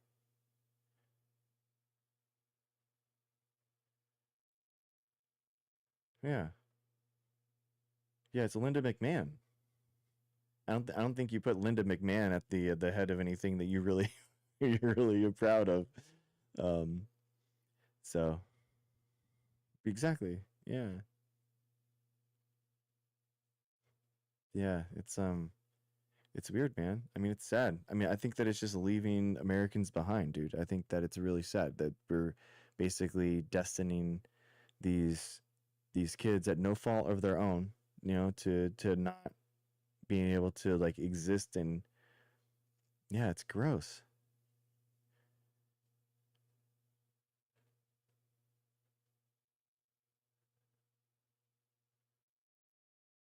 I mean, Joey, did you agree with what did you think of like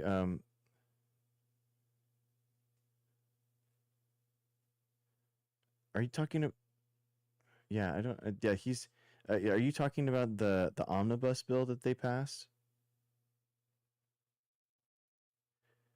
Okay. Yeah, because they are dismantling it though. He's doing a bunch of executive orders and stuff. They're not passing the legislation. Trump is carving it out.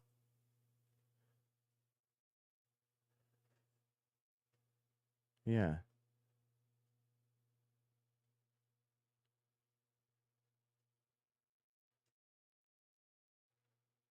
yeah.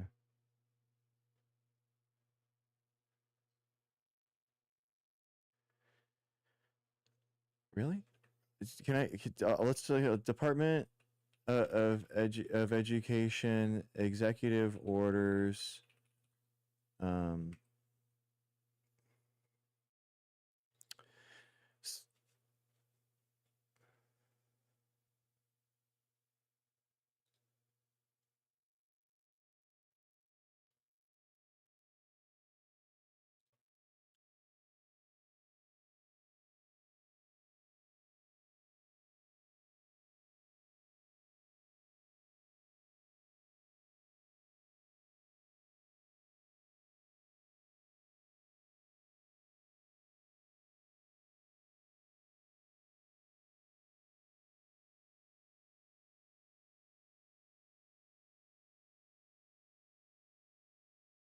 Yeah, he did a March 2025 order by Trump to dismantle and return its functions to the states and local governments. However, it wasn't congressionally passed legislation and does not immediately stop federal funding, which will continue to fund programs like Pell Grants and student loans. Other executive orders have focused on specific issues like reopening schools and ensuring fairness in Trump's the programs for Title IX. So, I mean, it seems like he.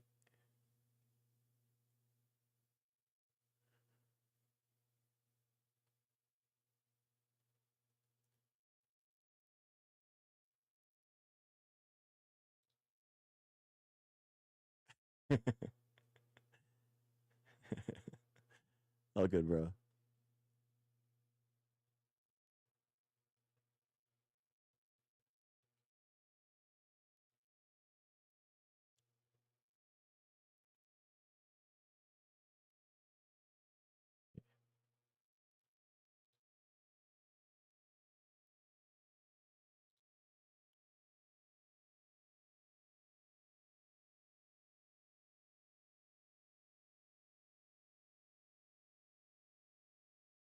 So, I mean, he's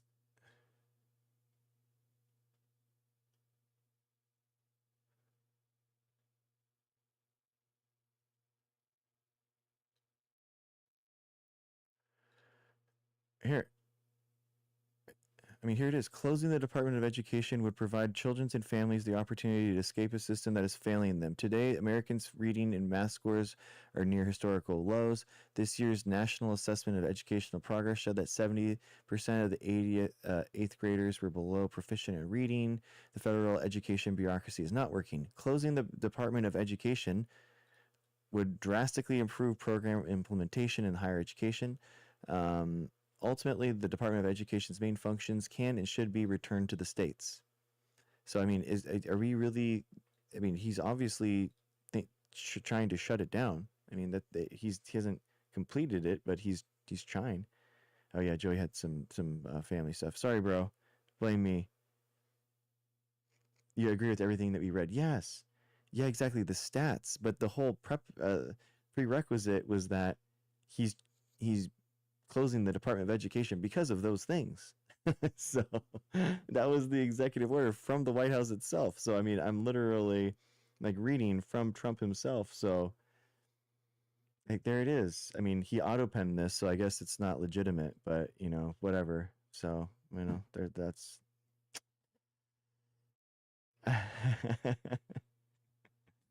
So whatever. I guess we'll count this one.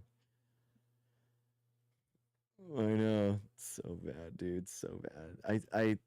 It's I have such a problem right now.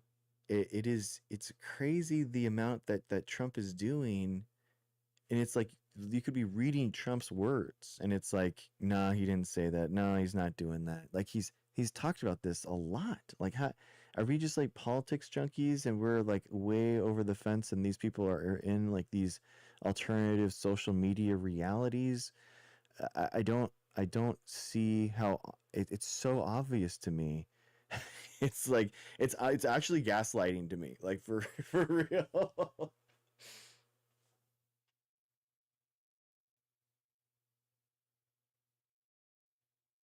Yeah, yeah, yeah.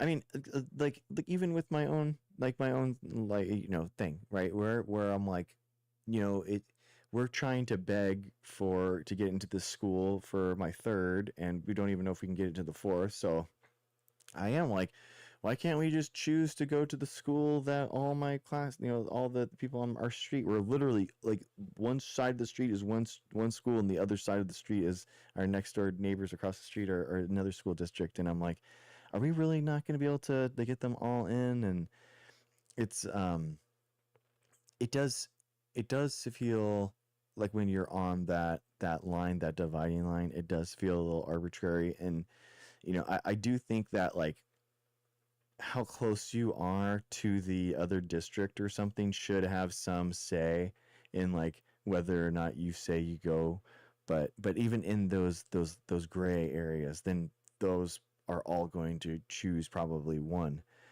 So is it really fair? It's tough, man.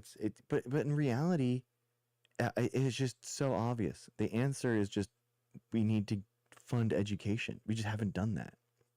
Like universities in the United States are funded by patents, right? Patents turning into biotechs and startups, and then they swing out, and then they get feedbacks, and then that's how you know universities, and that's how our upper education system in the United States is so well funded, and it's the gem of the world, um, versus our school system.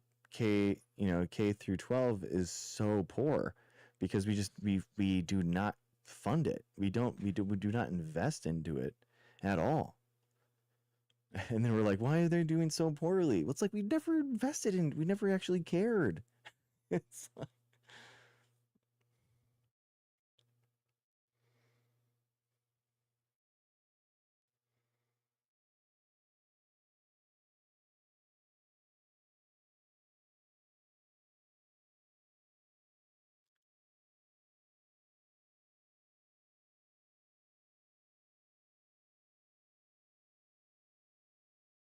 yeah.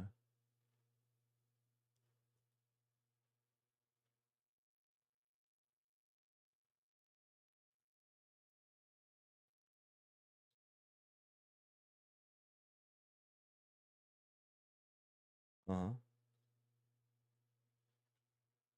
Yeah. Ah, that's a really good analogy. I like that. Yeah. Yeah.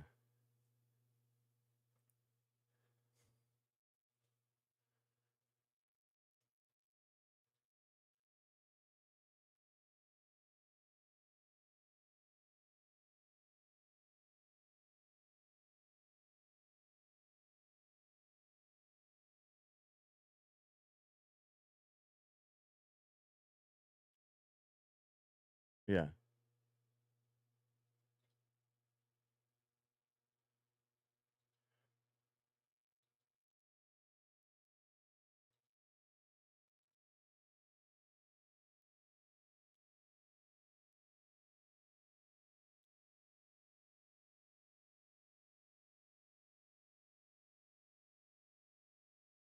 Mhm.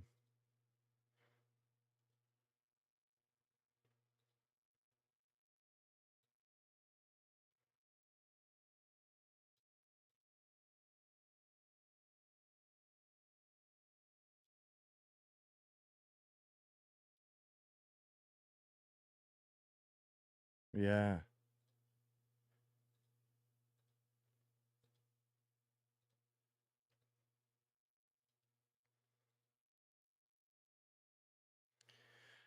Yeah, man, it's really tough. It's it's frustrating how it's like the whole thing of I've tried nothing and I'm all out of ideas, and it's like, well, we've it's like if we actually cared, we could actually make some difference, you know? Yeah. Yeah. Yeah, exactly. It was like, no shit, dude. Like, what do you mean? I've never. It's you gotta like try it out, man. You gotta do something. And I refuse to like. I refuse to believe that we can't do better than this. I guess I don't know. I really don't care at this point. Like, in regards to school security is another thing where I'm like, oh, we were trying shop in schools because of this whole thing, going to both of them. And I'm like, well, maybe we could go to either one, or, maybe we could. And we were going, and the first thing I looked at, I was like, well, how secure is this school? Like, and it literally has an 8 foot tall, like sliding, like gate that's just like, and it's just like, it's like, you're like, okay, maybe this is good enough. You know what I mean? That's like, we're worried about, that's where the state of our school system is at. I feel like, where it's like, instead of money going into like education, we got people making sure that there's gates and fences. And meanwhile, like when I was a kid, was talking to my wife about this, how it's so crazy. Like, I learned how to ride my bike at school. Like, we went there. Yeah, we went to my school because it was right across the street, so it was like a big open area. So I could like go and like I rode my bike there. That's how I learned, outside my first grade class, and yeah,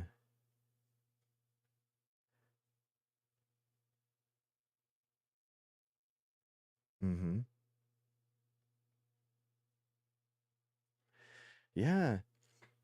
People used to play basketball at the basketball courts on weekends. There would be people playing in the field. There would be, it was like a community, and I feel like we've obviously lost that. It's it was actually,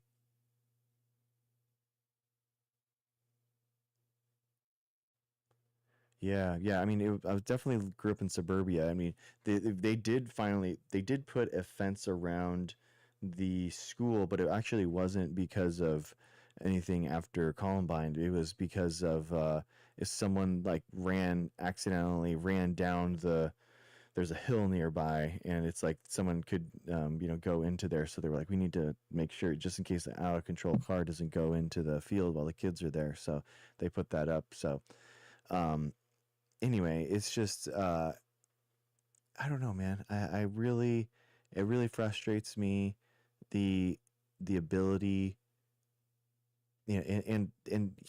Joey's right in the fact that like these good schools are doing a lot better. They are doing so much better. Like the rich areas have so much more money for students, and they are doing so much better. So it's like no shit. Like, I don't know who thought of the property tax thing. Who thought like to tie property taxes to school funding, but it's really a poor idea. Um, yeah,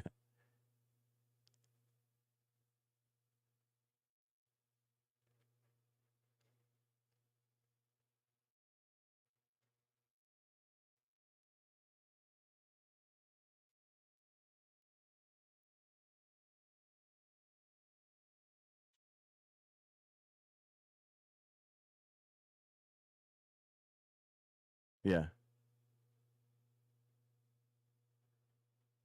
Reagan. Mm-hmm.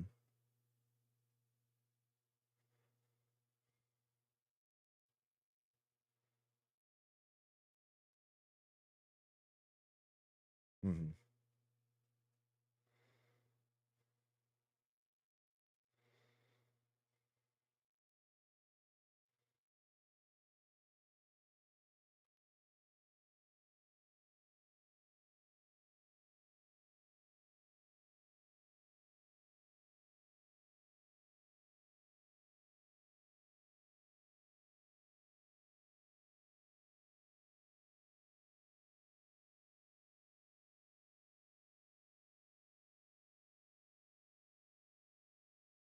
Mm-hmm.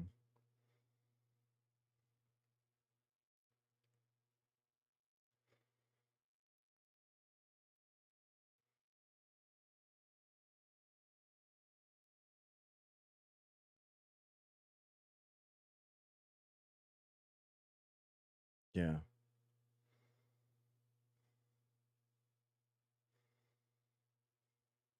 Mm.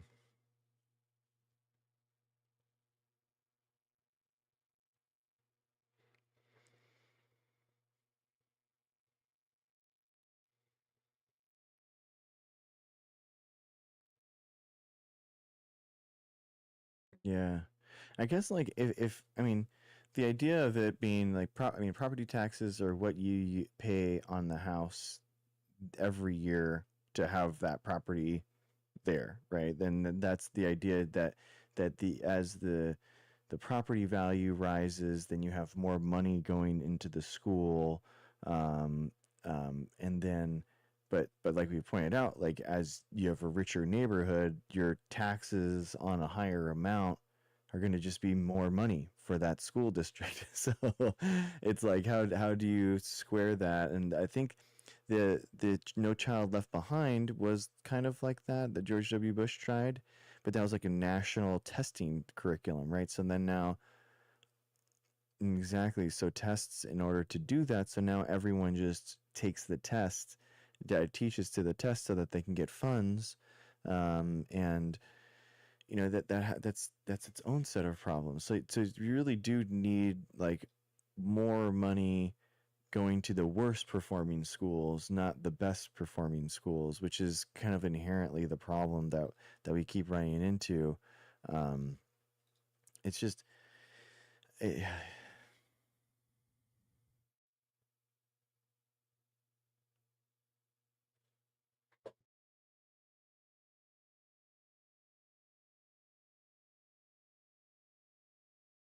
exactly.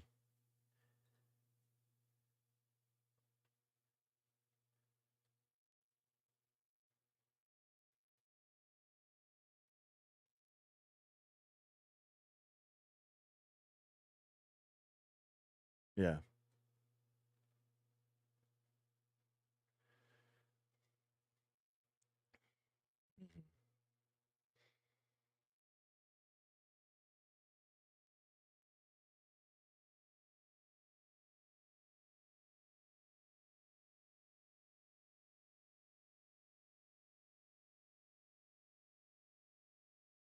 Mm-hmm.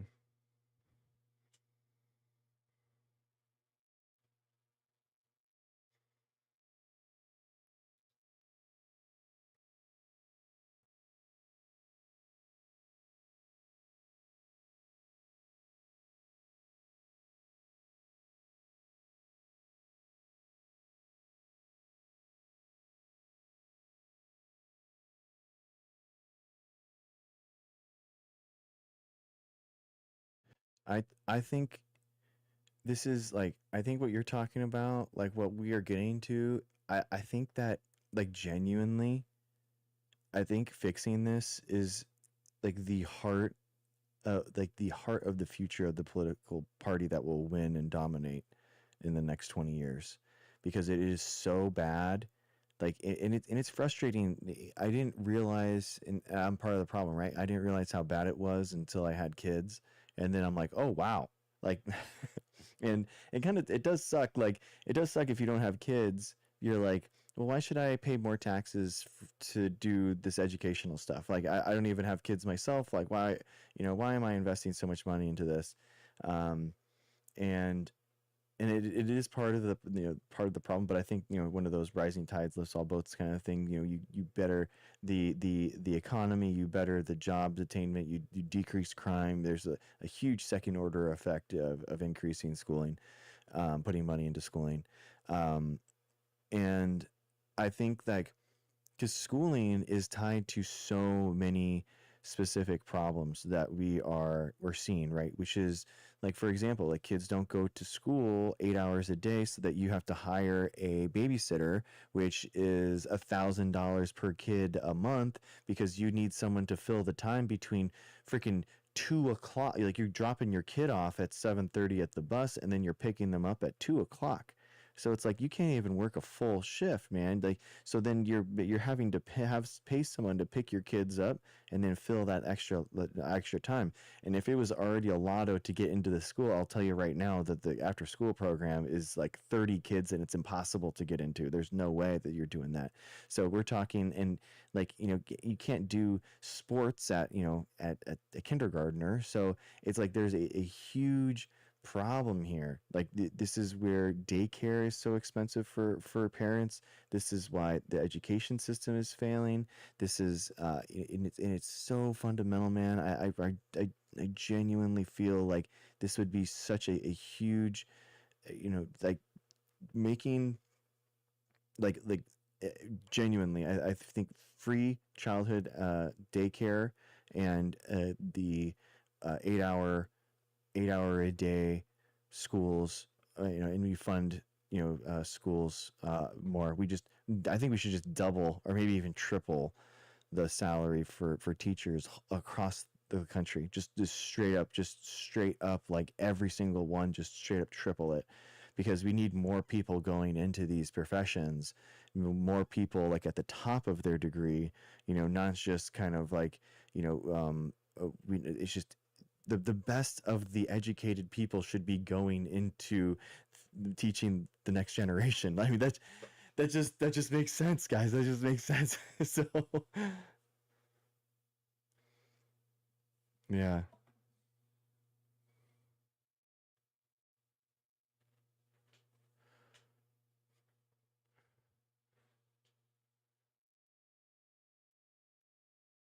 exactly, exactly.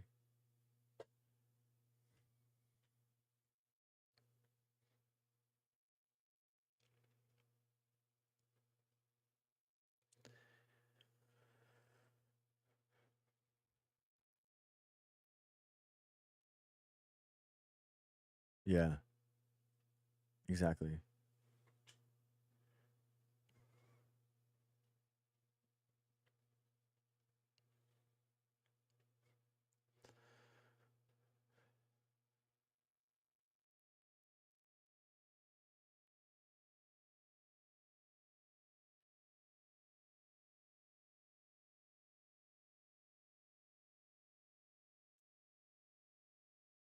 And it's so weird because it's whenever we talk about schooling, it's always like this wasted money thing. And even the Department of Education executive order wastes money in education. It's the Department of Education is wasting money, and the school system is wasting money. It's like, bro, we are what? How much of the $150 billion for ICE is wasted? Would you say? How like why is it only like democratic priority items that we are trying to improve our societies and our communities with that are now labeled with this awful thing of having to be budget conscious? Like, I want to spend so much on schools and free childhood programs that we are literally wasting money on purpose, guys. That's the whole point. We flood this to the point where it is so important. It is such a high priority item that we're just flooding the zone with this money, and that there is wastes, and then we see the waste and we say, okay, that everything's working good, we can not spend that much here. Okay, we're just going to flood the zone here with all this other money. What do we don't need? Okay, this is, we can take that back here, but it requires us as a culture and as a society to say this is important to us, and kids are important to us, our next generation is important to us. I mean, you would materially change the next month, would be such a wholesale change for people that I think that they would be like shocked. I mean, because just the tax credits alone for grad student parents, I was creating the student government grad student parents groups at the time of the Biden tax credits coming in, and all these people were like, whoa, dude, what is going on? I can like afford things. I can afford like pre-K. I can afford TK. Like, what is this? What's this money coming from? And I'm like, I had to tell them like, yeah, dude, this is what they passed. They just passed it. Biden just passed that's your money now. Like, whoa, like this is incredible. Like, just, I mean, even non-political people are just like, boom, like, whoa, this is awesome. It doesn't take much, guys, because we're funding at zero. Like, just anything, just try something.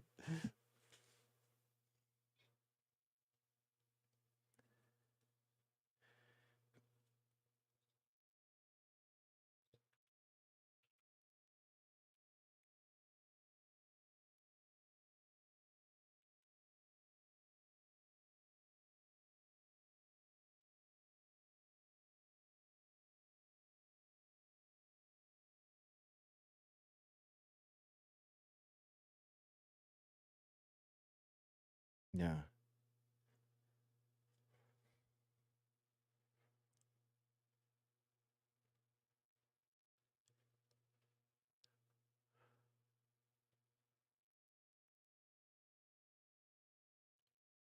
Oh my God.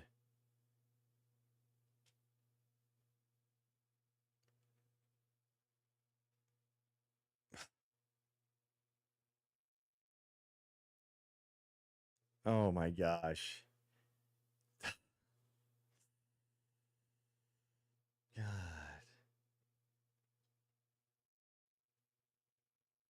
Yeah, that sucks.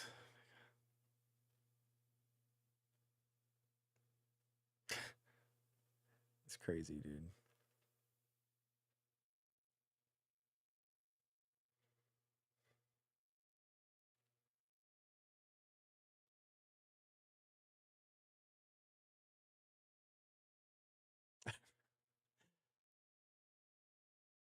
Yeah, I mean, because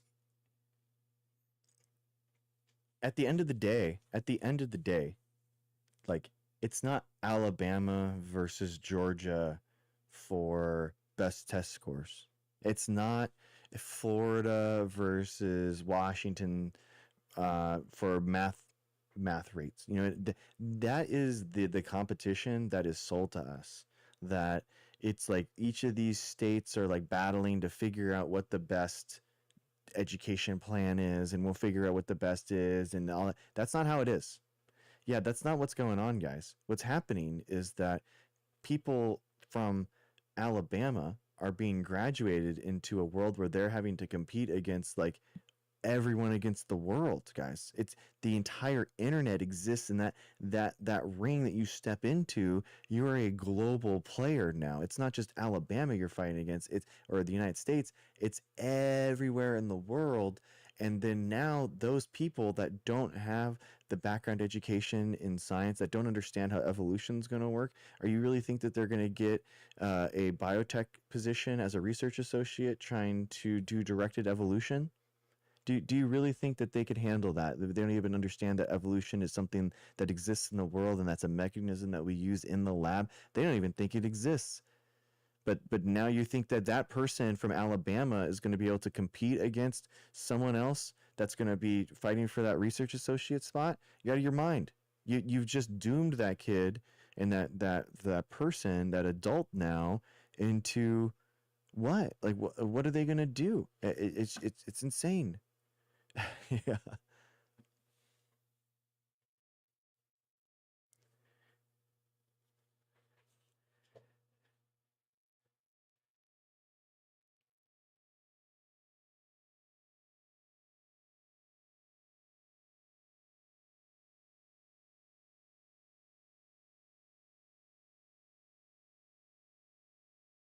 it's true.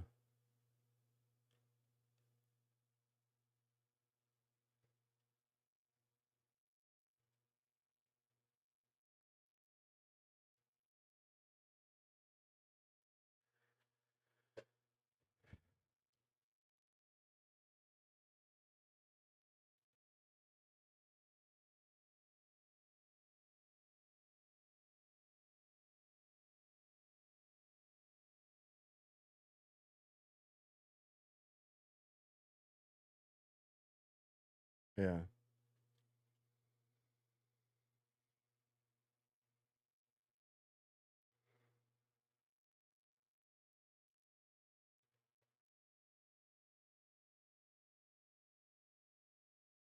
yeah, it's crazy.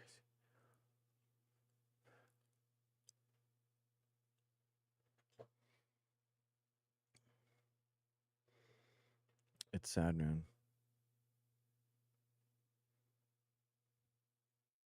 Mm-hmm.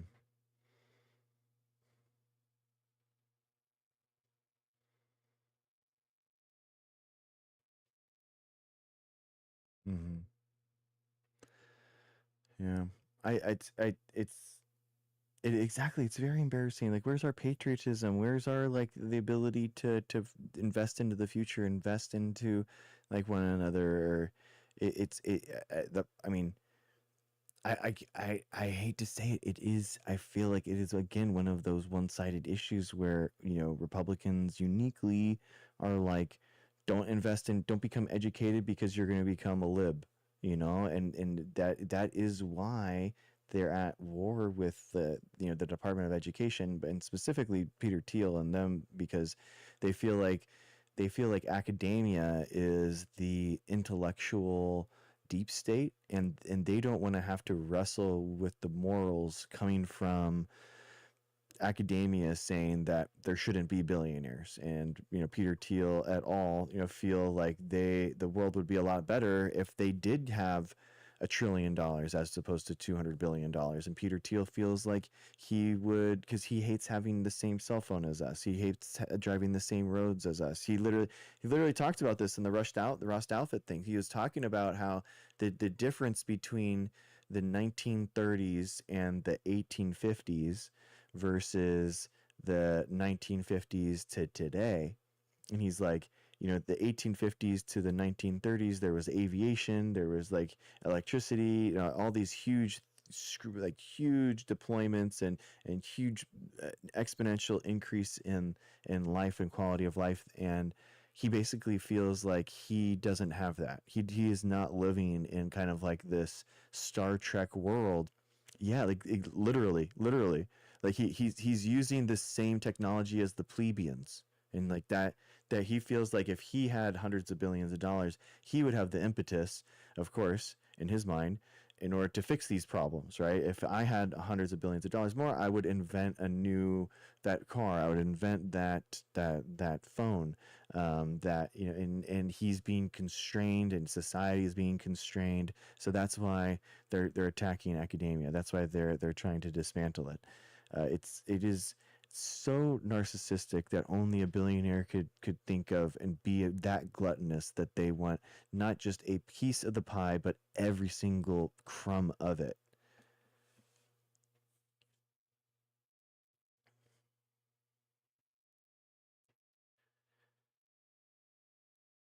Yeah.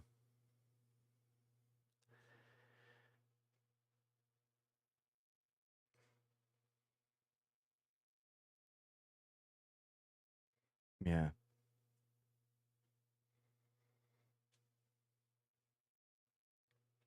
Hmm.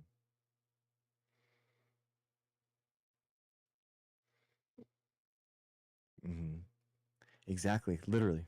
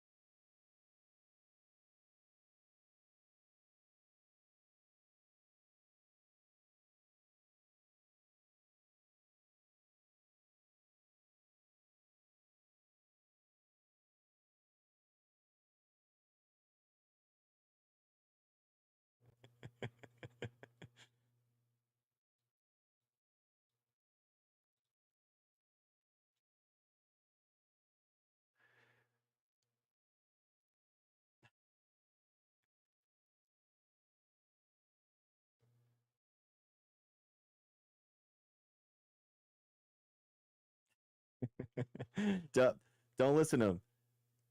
Guys, don't listen to Corey. I reduced just now. The cost of heart me's are down 800%. I made it cheap right now, guys. Don't listen to Corey.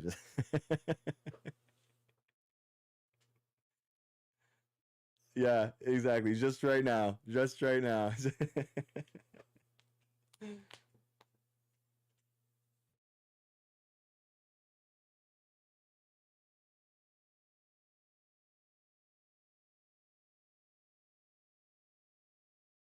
Exactly, man. Yeah, that is the yeah, it was really interesting. There was some short that I was watching, and they were talking about literacy, how like if you don't know, like, literacy, we kind of see as someone that can't read at all, but in reality literacy is, there's different gradations of it. Like if you don't know the difference between there and you know there, you are uh, illiterate at some ability, right? Or in just like that math illiteracy right there, like not understanding like basic arithmetic. You really open yourself up to so many different scams. And I've been trying to talk to my 8-year-old about this because he's just learning this stuff, and it's just like, what is this all for, blah blah blah. And I'm like, this is so important, dude. You have no idea. You've got to, this is so important. Like, and um it is grammar, truth freeze, but it's more than that. It's like the understanding of it's like the reading comprehension. It's the understanding of just like exactly what Corey's saying here, where it's the um, you have to play around with it. You have to have like a playful nature with math and reading and stuff. It can't just be critical thinking. Yeah, exactly. Like some critical level of engagement in order to fully understand it.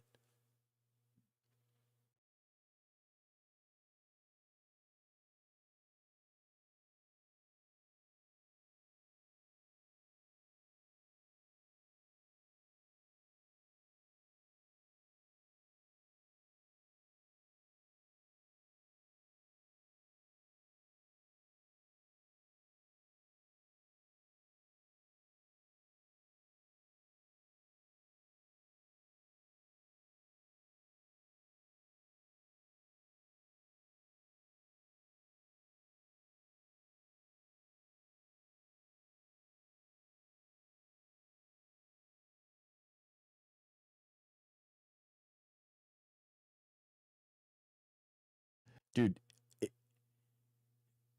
it's I love my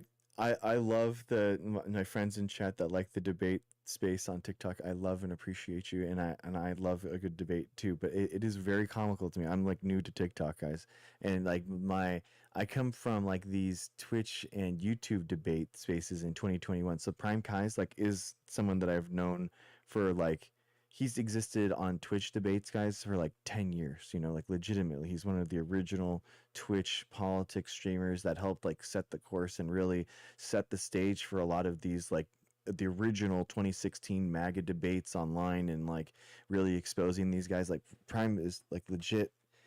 If there was a internet historian, Prime would, you know, there would be clips from his show that's on the historic, like legitimately. This is his debate prompt, okay? And I'm going and I'm scrolling through with like, and it's like debate Trump bad, ops only. And this is Prime's debate prompt that I went into his the debate panel last week. Okay, this is what he said. An AI startup 2Y has unveiled that there has been called a controversial. One more time.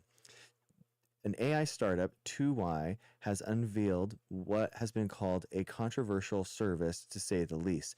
The company is offering to create digital copies of your loved ones that have passed. According to their website, this can be done by filming 3 minutes of video before they die, and generative AI will do the rest. They released an ad linked below, which shows the digital avatars acting as a trusted mentor. So, what do you think of the product as offered? No matter how you feel about the service, do you think that something like this should be sold, considering all the possible societal ramifications? Capitalism has increasingly encroached on some or more parts of our lives and now is looking to profit off our grief. Just because something can be packaged, sold, and monetized, should it be? Assuming there is no direct harm done, should a society impose any limits on a person's ability to make a buck?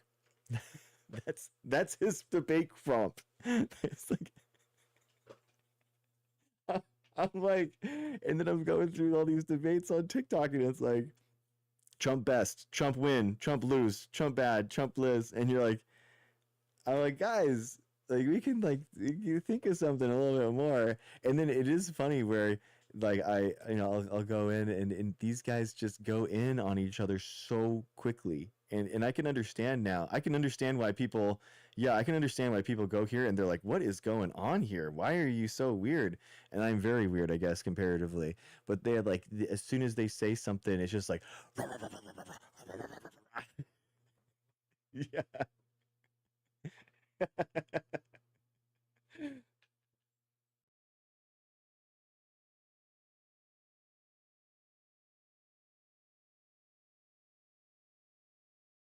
None.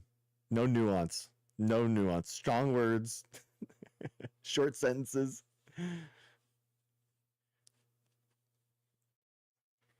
Yeah.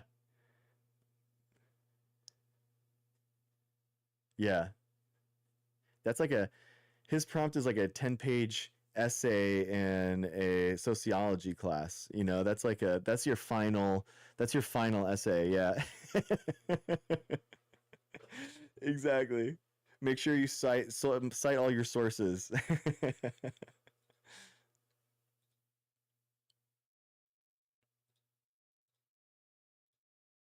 Mm-hmm.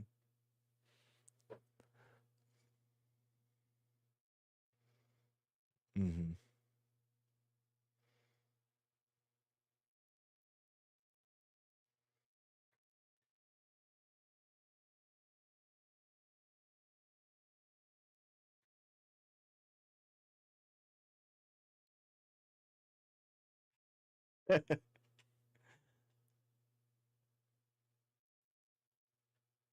Mm-hmm. Yeah. Yeah. That's why dude, that's why honestly I stopped doing panels. This is only like my third, fourth panel, like open panel, because I was like, um, it was probably my first week. It was in July, end of July, early August, and like I like lost control of the panel. But then there was like four people on, and they were like, going at each other, and it was like even people on my side, they were arguing like weird points that I wouldn't have argued, and I'm like, well, do I can't engage with them and say like, whoa, wait, but that doesn't make any sense. Wait, why are you saying that? Like, that's not the best argument. And it was just very like, I'm like, this is kind of boring for me to just sit here and watch these other people debate politics. Like, why would I want to like, it's like watching someone play video games. Like, give me a controller, like, get me in there, coach, and and then two, I was like, this is kind of weird. I don't want to have to like defend a side, so I was like, you know what, I'll just do like one-on-one conversations. But I do think, yeah, man, I think that there's you only really get two issues when you really can inhabit the other person's line of thinking, why they think what they think, what you want to do. Yeah, Kathleen, and honestly, that was me being like the first week on TikTok, and I didn't really understand how to host or what the tenor was. I had no idea what was to happen, and I had no idea.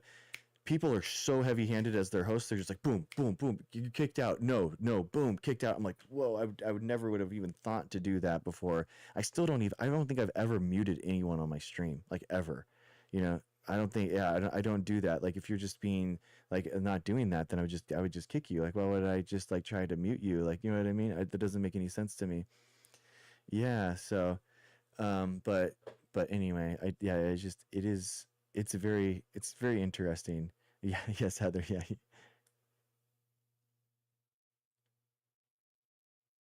it's very weird. Yeah,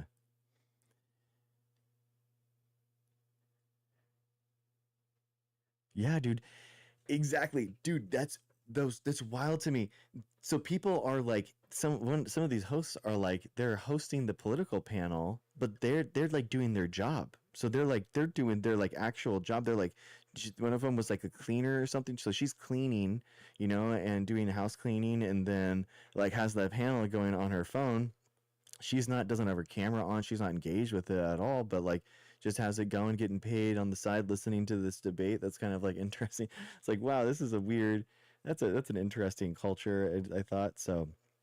Yeah, Heather, I had no idea. Yeah, Renee, exactly, exactly. Yeah, yeah. It's so interesting. I mean, there is unlike any other platform. I feel like I do feel like Twitch debates like walked so TikTok debates could run kind of thing, and I do feel like um, it's incredible how many people do want to engage and just have like their camera off and just kind of like debate and have that voice chat. The fact that voice chat's kind of built in is amazing to TikTok. Right, that it has voice and camera, options built into the app, into the live streaming platform. You don't have to go to this, you don't have to go to Discord. You don't have like to have that built in because YouTube doesn't have that built in, right? Twitch doesn't have that built in. Kick doesn't have that built in. You can co-stream, so you can like join. join chats and stuff like that, but you're not going to, be on like a voice chat together. I guess Twitch does have that now. When we did it in we did it last night for my Twitch stream for Prime, and but I just like joined a call or whatever, and then it was yeah, it was really cool. But um, I guess my point is that I'm actually really impressed, even though I think the prompts are a little stale, but I'm actually really impressed. I'm impressed by like the TikTok debate culture. I like that there's so many people that do want to, and maybe like that is just a bait, the simplest bait that people can get into and kind of like gets more people engaged, because if you put like a gnarly prompt up, no, not everyone's gonna want to talk about it. But if you rage bait people, then you lure people out. Maybe I don't know.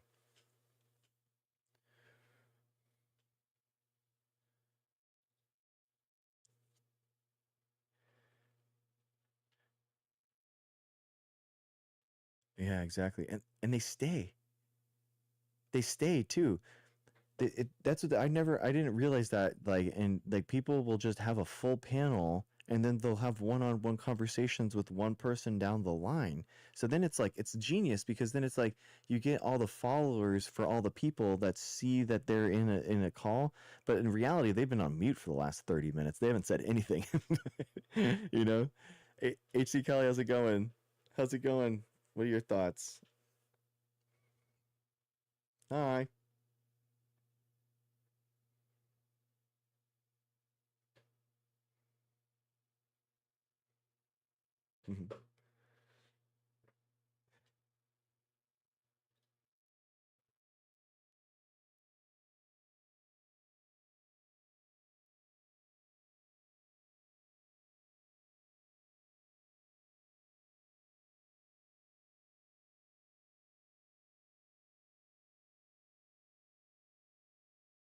Mm.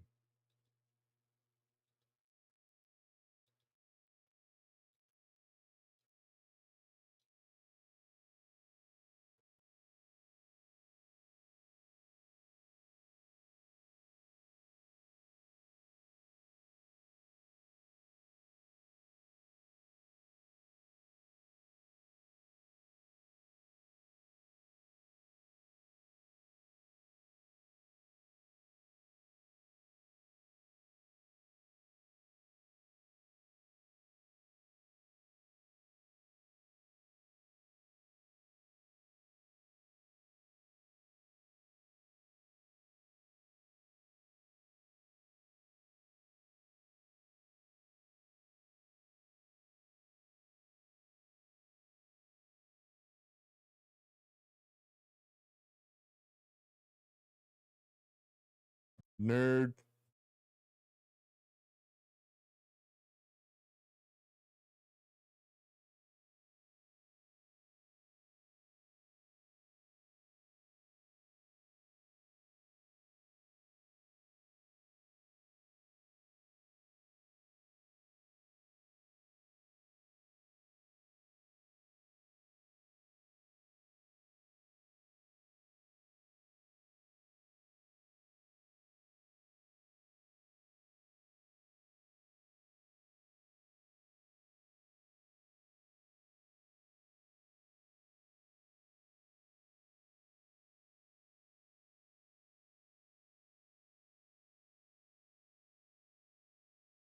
Mhm.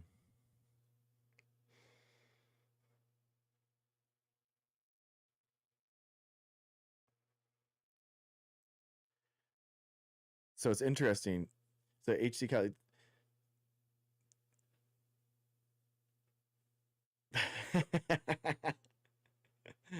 rejected.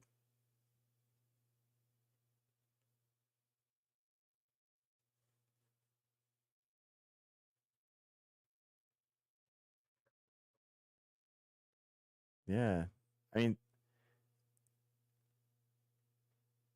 so now like so it's weird. So HC Kelly, from the way I see it, like what so I'm 39, and so I grew up in like in a time too that like nerds were kind of the outcasts. We didn't like so basically the internet. I went through high school between 2000 and 2004. So like internet's still really niche hobbyist kind of like, computers are still, very, very hobby oriented, and nerds are out. And then like I really do feel like the, Silicon Valley, the billionaire tech people kind of like changed that and made like nerds cool, like kind of like in the time of like Obama 2008 to like 2012. And then I think really it was like Trump and this idea of like anti-intellectualism, or at the same time as like this red pill kind of thing coming up, where men start rejecting the educational system, because women are using it like successfully so much, like in order to scale up like these, economic ladders of, of attainment and of education. And then men now men now are kind of rejecting, as a reactionary, rejecting that, rejecting academia, they're rejecting women, they're rejecting all these kind of things, in order to try to say that no, we can make it on our own, kind of thing. So I feel like we're on like the second or third order thing, where now nerds, they were cool, now we're like off of that, we're on the other side of the wave. Yeah.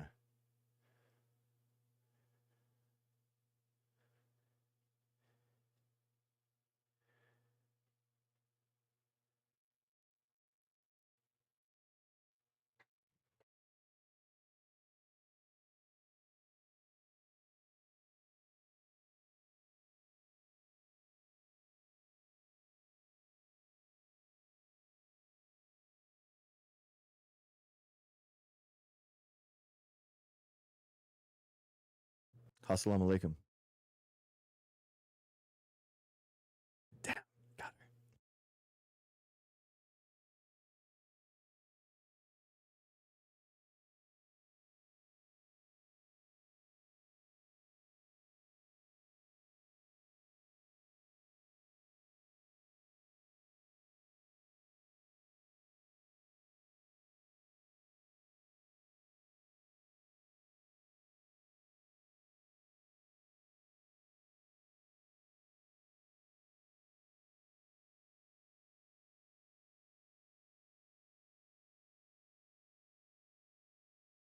So true.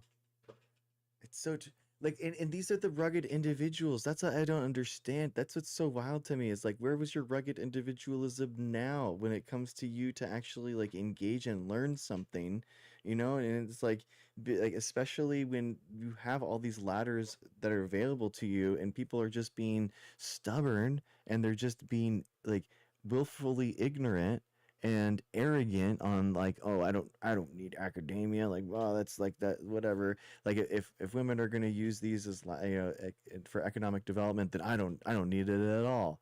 And it's just like, what?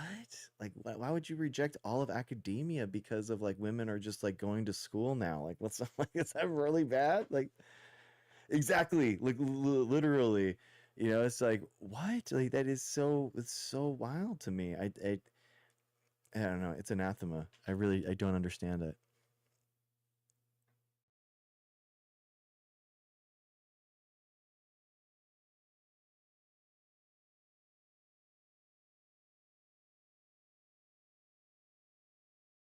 Oh, all good. Yeah, yeah, we're no. Oh, I am so sorry. You've been on one of those years too, dude. Yeah, dude. I am so sorry.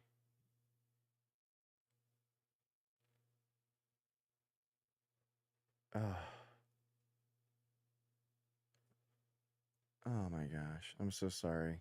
Yeah, you've gone through one, man.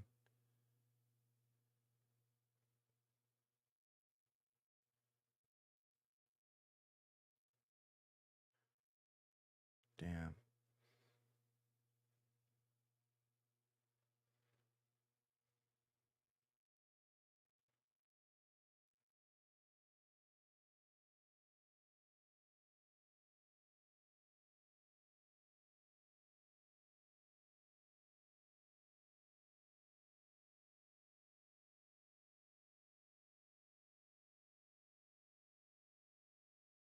Mm.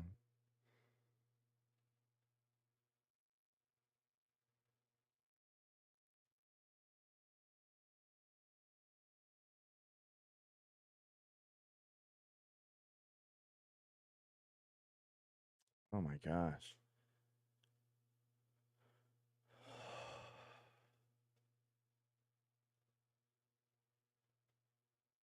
Hmm.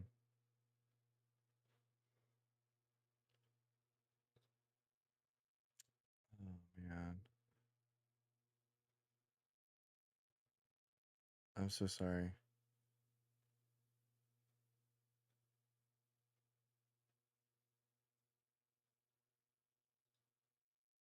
Oh shit. Oh shit.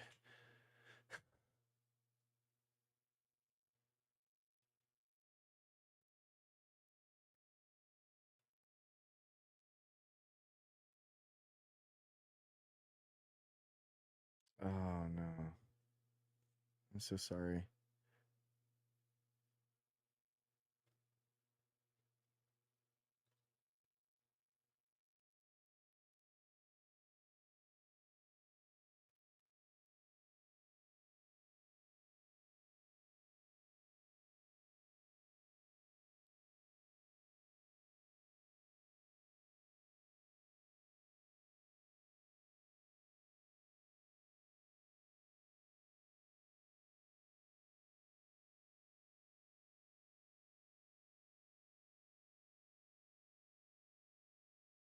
Oh my gosh. I'm so sorry.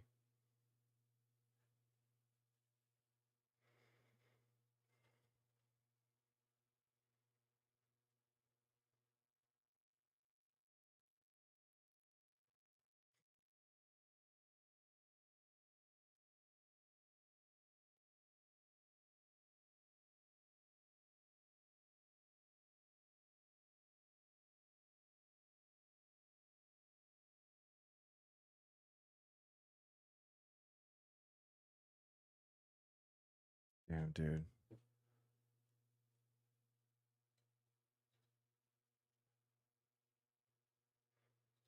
Damn, dude.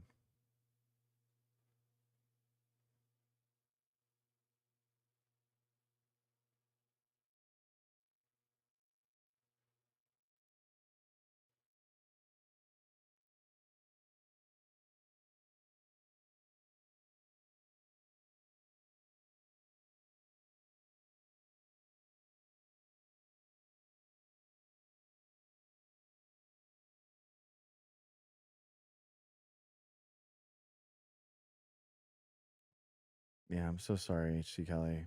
I'm so happy that you're coming in and no, no, no. There's no, you have no, don't worry about it. We are, so MAVA is basically, we're waiting for California to create the nonprofit. We made a 501c3 and a 501c4. So we have a uh, basically an education nonprofit and a political nonprofit. And then MAVA is going to be a part of the 501c4. And yeah, so we're actually making some good progress on making the website, and we're gonna be putting that out. Hopefully, like our stretch goal is December, is January, because we want to. Our main goal is to start doing pledges for people. So kind of like how Grover Norquist had like the no tax pledge, for Republicans in 2000s. We're gonna have like a vaccine. Hey, Mrs. Dr. G. Yeah, it's very sad. I know. Um, it's we are gonna have a soft launch hopefully in January. So like have the pledge and the merch um, and the website kind of like all soft launching, and that's going to be the main thing. So we're going to be asking people to, we're going to contact, our stretch goal is to contact every single politician that's running in the United States. So national, then state level, senators and congresspeople. So because we want to make sure that they are making a pledge to support vaccines and vaccine science. So we're gonna, that's gonna be like the main push. like in knowing, and we did go through the Maha groups, and a lot of them are just so like secretive, and you can pay to join them. I don't know how what they're actually like public facing, versus us. We are completely open, and people are actually already signing up. So that this is something that I actually have only said one time on stream, but if you are interested in volunteering for MAVA, Make America Vaccinated Again. So we have a call in our Discord. So first thing you have to do is join the Discord, because that's where we're organizing out of. And then two, check the announcement tab. So the announcement tab has the volunteer for MAVA, Make America Vaccinated Again, that that survey. So then you can basically, I'll open it right now so that people can see. Nice. Perfect. So you just go to there, and then this is what pops up. It's a Google form, and it's just we're looking for like how how you can work, what you're thinking, website design and development, e-commerce, CRM, copywriting, graphic design, marketing, and photography. So anything that you guys can do. We already have 2 people that have already signed up and said that they can volunteer, which is amazing. We already have 4 people working on it and volunteering right now, so that's like another 2 people. So it's just incredible. Like we're full going. Oh, nice.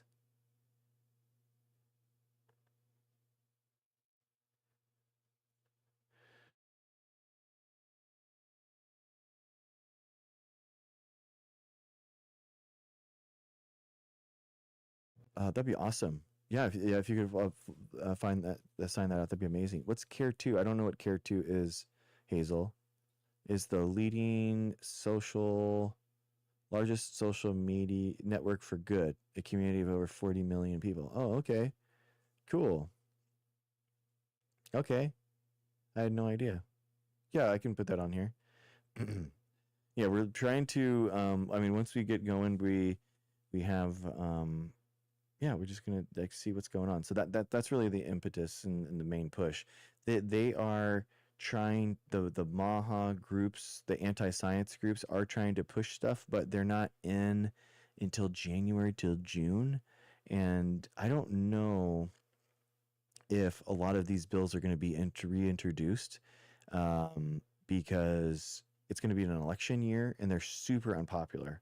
So I don't know how much of these are they really going to dig their heels in and pass really unpopular legislation in the middle of an election year. Like, I really don't think so. So that's why it's so important right now that we still call, that we still push their faces in it, that they failed, that they are failures, that they will fail again, and this will never get out of committee.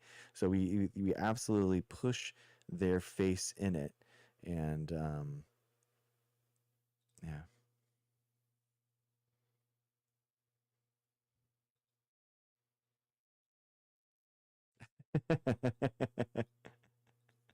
I know, dude. I know.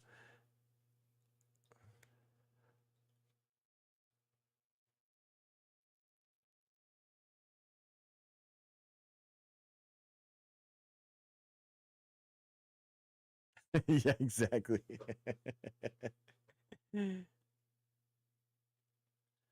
We should be educated. No. Exactly, dude. It's so tiring. I mean, it's it is extremely unfortunate, but I feel like there's nobody saving us. There's nobody coming to help us, and I feel like it is, we are the people that we have been waiting for. That's all we can think about. And um, I mean, I never thought this year I would be founding a nonprofit. And it's just crazy, but I feel like desperate times calls for desperate measures, and we just kind of keep pushing and see what's going on. And yeah, I think it's going to be cool. I mean, I've never been part of a nonprofit before, much less led one, much less done any of this stuff. So it'll be fun to keep it transparent. open and honest with you guys, keeping everyone abreast to it, and really is our thing that we're making together. So it is.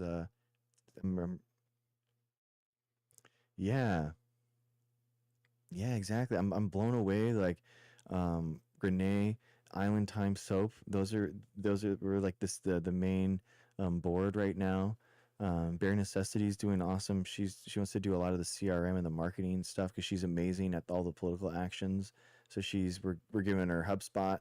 Um, Island really wants like Shopify, so we're signing up for that. Renee has really good experience building websites, so we're doing that. And then we actually met with an artist this week because we're gonna do the kind of like a heroes versus bad guys kind of theme because we want to be that snarky, fun, not stale medical kind of like you know the the feeling of it. Feel like there's something at stake here. Like it should be emotional a little bit, strike your heart chords a little bit when you go to the website, but stir you to contact someone to make a pledge or may get someone involved. Yeah, yeah, exactly. And if you look at all the Maha websites, they are so emotional. It is crazy. We're talking like really red, black, like just really deep, like strong shadows, like it's just. And then you look at the um pro vaccine groups or the vaccines for kids and stuff, and it's like super stale, like here's the facts about vax. Like this is cool but like not good.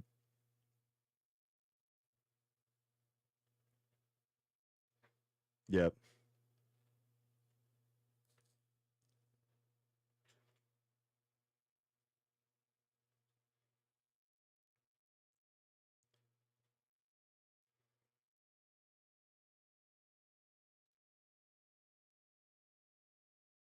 Hmm.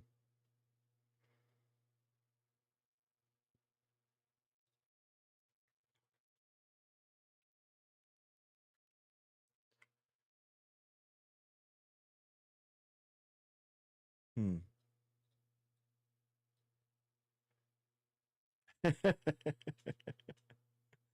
So true.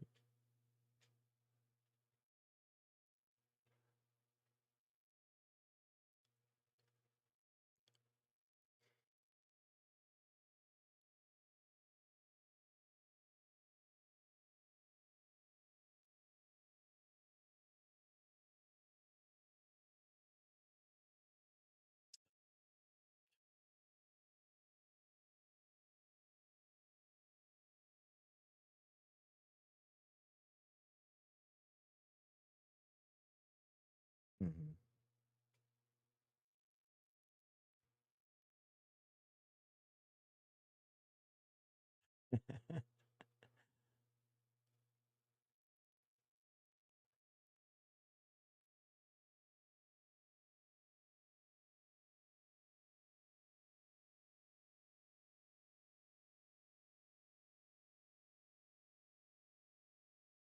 Hmm.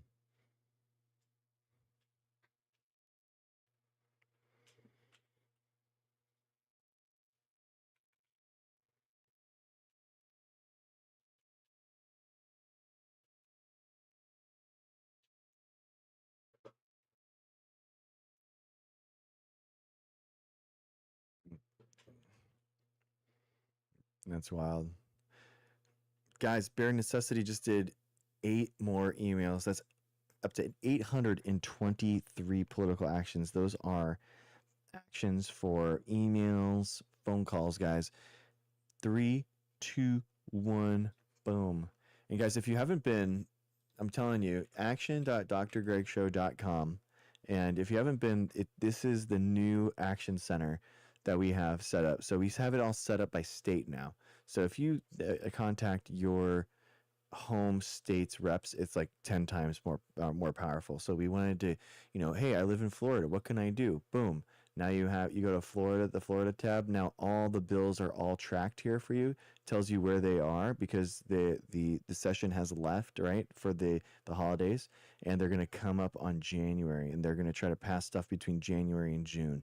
So the idea here is we are targeting every single state. We have targeted specific swing targets, right? So Republicans that are physicians, Republicans that are nurses, that head these subcommittees, right? The health professions subcommittee, for example. And then also, those are the potential yes votes to these anti-science bills, right? And then we're also contacting key Democrats in order to make sure that they hold the line, because if they sometimes they're so deadlocked, state house, so make sure that none of them go to the other side. So, and then you can scroll down here, and you have in-state and out-of-state calls and emails for everyone. So you can just do this, copy and paste this, boom, right into your email, boom, done. Next thing. So we're making it as easy as we can for you guys in order to get this stuff done. And again, MAHA has been a resounding failure, guys. These 423 bills, I'm telling you, maybe 24 of them are alive. But the problem is, and the fear is that they come in January and think because nobody's watching and nobody cares about this stuff that they can get some of the stuff passed. So now is the time to smear their faces in it, tell them that they are a failure, that they're going to be a failure in January because we are watching them and they have to be held accountable for even trying to attack our public health, right? We have to show them that we have been watching, that we are going to hold them accountable, and we're not going to forget. Thank you, guys. Oh, man. Or you guys could have just like voted for Kamala Harris in last November. Fuck, dude.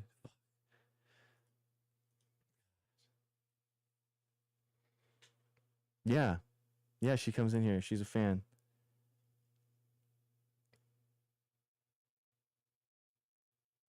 Mm-hmm. Mm-hmm. Yeah, I don't know. I don't know if she's seen the updated the MAVA action, but yeah, she got vaccinated because of seeing the show. She was like watching it and she was like, "Oh, I'm about to travel like coming up a lot." So I was like, maybe I should get vaccinated. So she came on and we did her vaccine party. Yeah. Yeah, she was part of the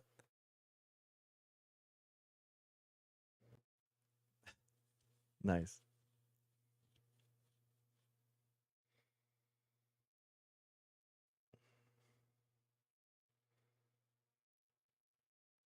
Mhm.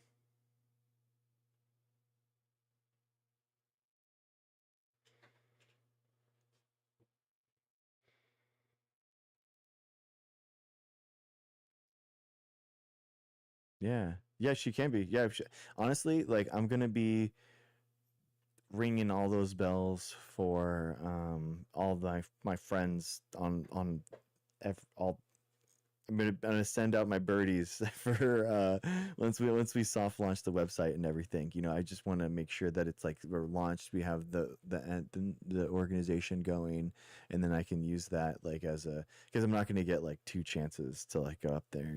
So just want to make sure I have everything all done, and so yeah, yeah, exactly. So because it's like one thing everyone is like oh yeah, I run a live or whatever, but I do think it's kind of unique, what we're doing here with the nonprofit. That's kind of cool, and um, yeah, so I'm proud of it too. So just want to get the website and everything done.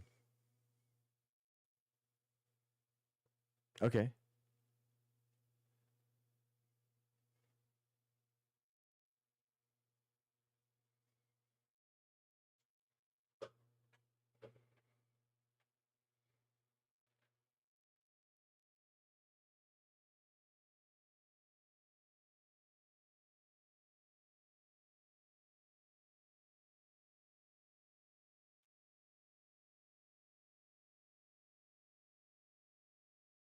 Yeah.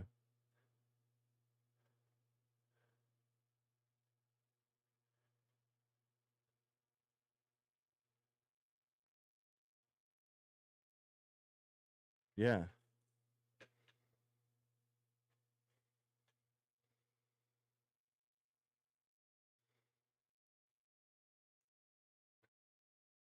Dang, yeah.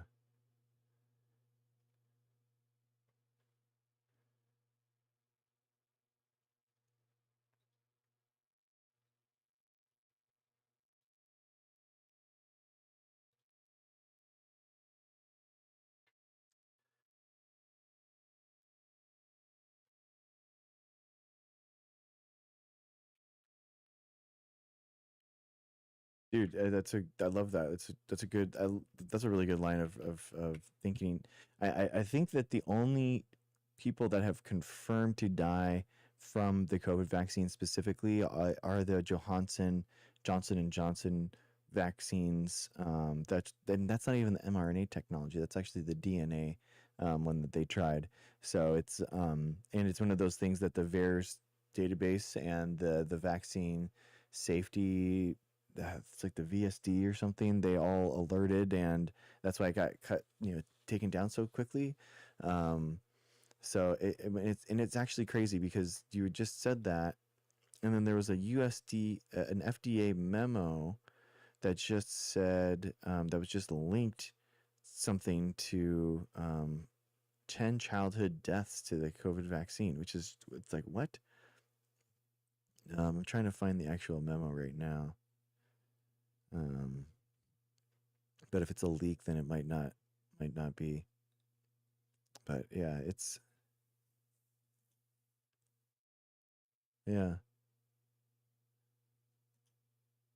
Mm-hmm.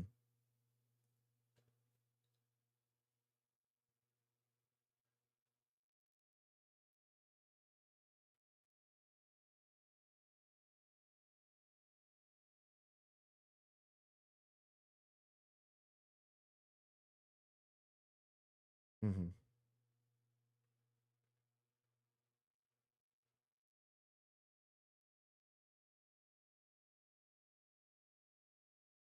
It's true.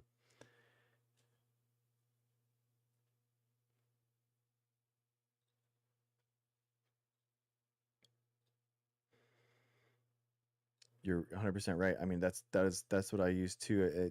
When people say that people have died from the vaccine, I just say prove it. Like they're giving me a single bit of evidence that they've died specifically from the vaccine, and nobody can do it. Like literally, there's nobody alive because there is none. Because they don't understand. They don't even know the Johnson and Johnson.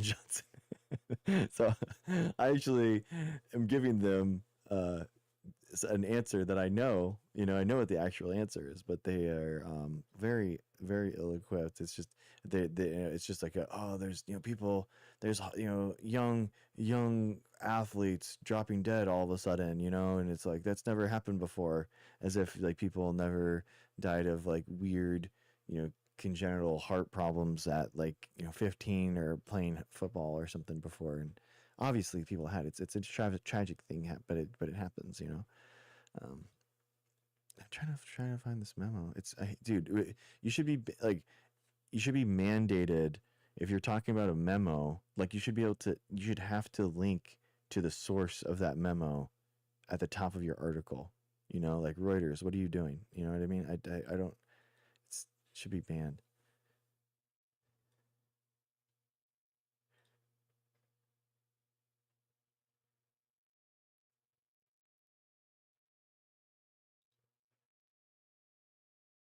Hmm.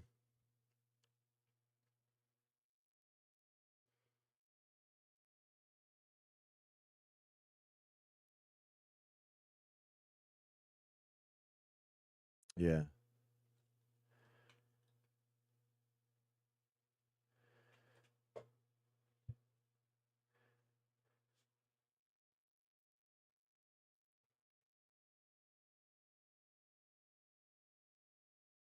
yeah,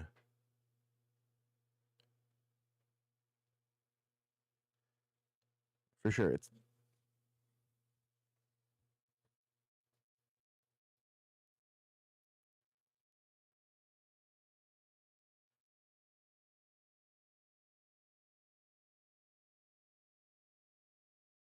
exactly. It's about like the retrospective is that it saved about 2.5 million globally, and it's the myocarditis risks are about 1 in a million. So it's like we're talking the rate of getting struck by lightning. I mean, it's like it's so small.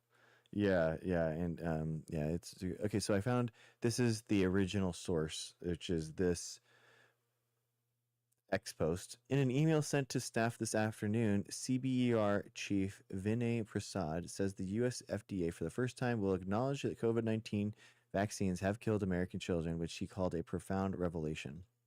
He says, he says that assessment is based on detailed analysis of deaths voluntarily reported by the VAERS system, and that following initial analysis of 96 deaths between 21 and 24 will be identified no fewer than 10 and that are related to the shot. He says that based on this analysis, he will take swift action regarding this new safety concern and will demand pre-market randomized trials assessing clinical endpoints for most new products. Prasad also says the FDA will revise the annual flu vaccine framework, which he calls an evidence-based catastrophe, and he invites people who disagree with his new direction to resign. For those who choose to remain, I will look forward to working with you, he concludes. And then he signed Lysenko. So if you don't like it, you're fired. Where have we heard that before? It reminds me of like Lysenkoism, man. Like, what is this? It's insane. No, it's yeah, it's so crazy. Yeah, I guess we don't have the actual memo, but those are the quotes. So, the problem with that is like, again, it's not peer reviewed, guys. He's just finding some things in VAERS, and the calculations and the ability for them to conclude that those are actually from the vaccine directly, that requires evidence, and you have to take that VAERS thing, because anyone can report it to anything into VAERS. So you have to have the second event that corresponds with it. It's a triangulation, and then you have to actually do the due diligence in order to mathematically say that actually makes sense, and actually was because of it. And that's why peer review exists. Yeah, exactly. How dare I? That's incredible. That's crazy.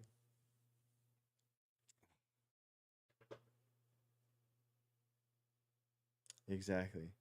Yeah, exactly, Lefty. VAERS is in verified statistics as the bucket to put stuff into. Yeah, exactly. There's a lot of like statistical and due diligence that needs to be done in order to understand what's in VAERS, because specifically in VAERS, you have a lot of junk stuff, and obviously, guys, like VAERS, the dogmatic approach to the pandemic caused people to put bunk stuff into there, trying to show that like, oh, VAERS is so dumb, you could put anything in there. The anti-vaxxers were putting stuff in there. You can actually, there's one right here. This is my favorite VAERS one. I don't know what your favorite VAERS entry is, but mine is this one. This is VAERS ID 2036797. This is actual VAERS data. Okay. This was vaccinated January 10th, 2022. Okay. And the onset 4 days later, write up. This is after he was vaccinated, everyone. An actual VAERS database entry. Penis grew larger by 5 times approximately 5 days after I received the first dose of the Pfizer vaccine. I can no longer put my pants on and must wear large athletic shorts to attend class. Please send help. That is an official VAERS ID, ladies and gentlemen. 2036797. Check it out. This is what this is the data that they are using in order to try to take away your vaccine now, ladies and gentlemen.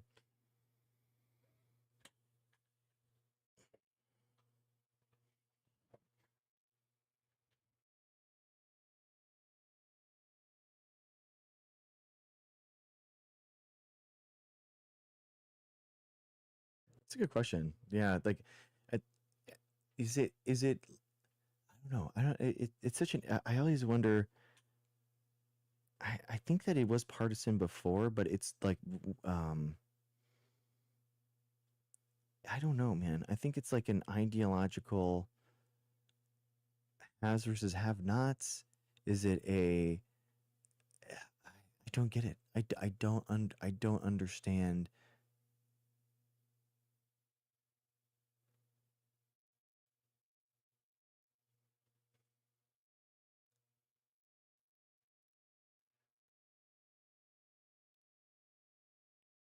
Yeah, because it's like flat Earth and like it's Bigfoot, and everyone was like, Bigfoot, give me a break. QAnon.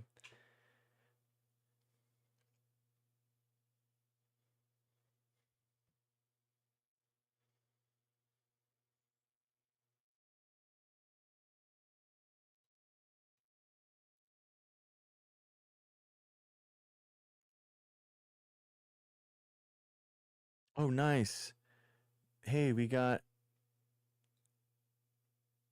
Oh, nice.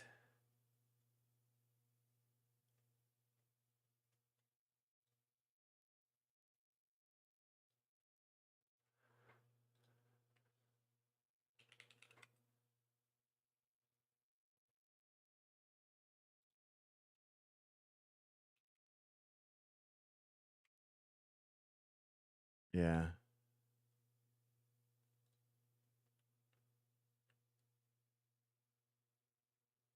Uh huh.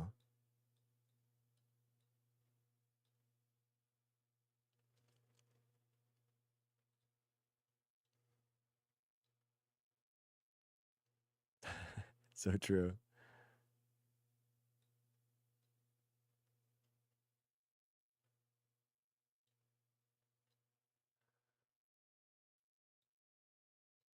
Hey, guys, we have breaking news. Breaking MAVA news, ladies and gentlemen. This is cool.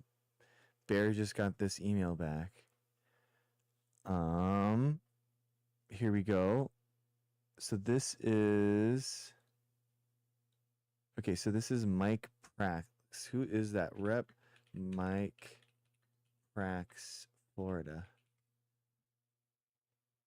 Oh, it's Alaska. Alaska House Representatives. Okay, he's a Republican. Okay, so HB 255 fluoride supplements public water provided by sponsored by Representative Allard was introduced in the Senate on May 10th. This is only 5 days before the first session adjourned. It has been assigned to the House Health and Social Services Committee. I don't see any documentation filed with HB 225, and it has not been scheduled for a hearing in HSS. You are welcome to submit your comments or studies or against this committee. What? He's not saying. He's saying that he doesn't think that it was there. Interesting. Okay, sorry. I'm gonna figure this out. I don't understand what he's writing there. We got to figure that out. Yeah, that was it. That was it. Yeah, we have unbroken the news.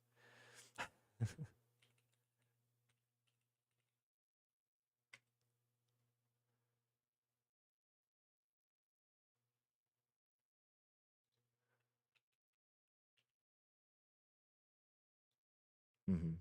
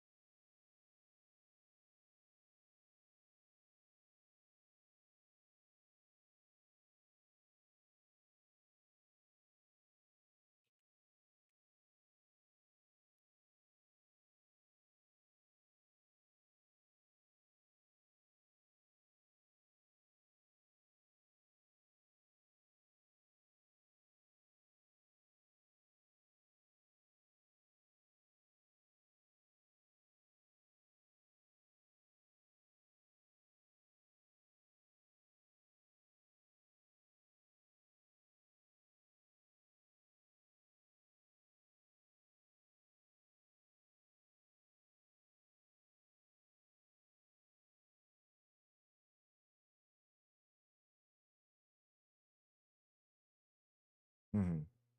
Yeah, I mean, it has SARS-CoV-2 was isolated. It's and yeah, you're right. Through so this is Koch's postulates, which is the isolation, the culturing, then the reintroduction, and then the re-isolating of it's a four-step process, and basically that's how we have done all the viruses. So tobacco mosaic virus was the first one, and then basically all these microbes and viruses in turn have been um, in turn isolated. What you're talking about, and it's true, it's called molecular Koch's postulates. So the idea being that we can, through genetic sequencing, isolate. We don't have to actually culture anymore. We could just isolate the sequences and know whether or not that viral genome is there in the population, and that's enough. And I definitely agree. I mean, you not only we can see it, we have isolated SARS-CoV-2, but you actually have two genetically distinct strains that also outbroke at the same time 1 week apart at the wet market, which only makes sense with the zoonotic spread spillover event. So it's exhausting the amount of evidence we have against the lab leak thing. I mean, what basically in order to have that happen, it would have been um, everything that we've known and all the data that we've gotten to be incorrect or somehow sullied, which could happen. But ironically, we actually there was a Chinese, China did their own phylogenetic analysis on SARS-CoV-2, didn't share it with everyone else, and then actually put it on a public server by accident, and then everyone like downloaded the data that China accidentally made public, and it coincided exactly with what the current hypothesis was. So basically the inner documents of Chinese scientists would have had to have been, you know, the bull had to have been pulled over their eyes. There had to have been like another global conspiracy, another layer to it. And then, like the WHO would have had to have been in on it. China would have had to have been on it. And it's just so unlikely, right? It is possible in a world, because you do have the intelligence agencies saying that it's about a 50-50 chance that it happened, but they're not providing any evidence. That's the problem, is that they just haven't provided any evidence with anything, and that's why we can't just trust people. We have to actually do the due diligence. We have to do our own investigations. We have to do our own science in order to understand the world.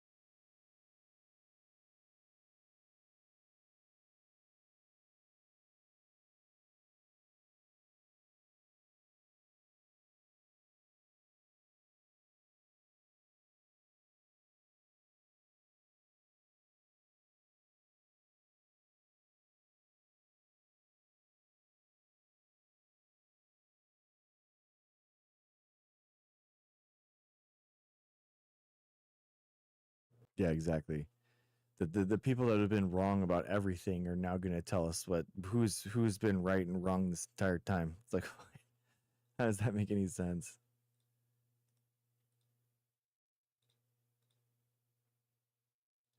Mm-hmm.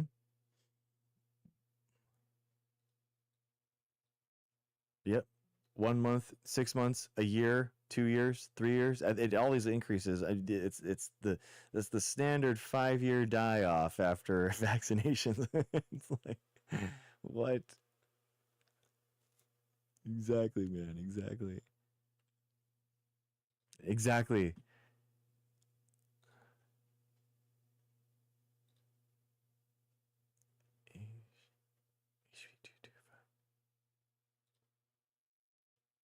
Yeah.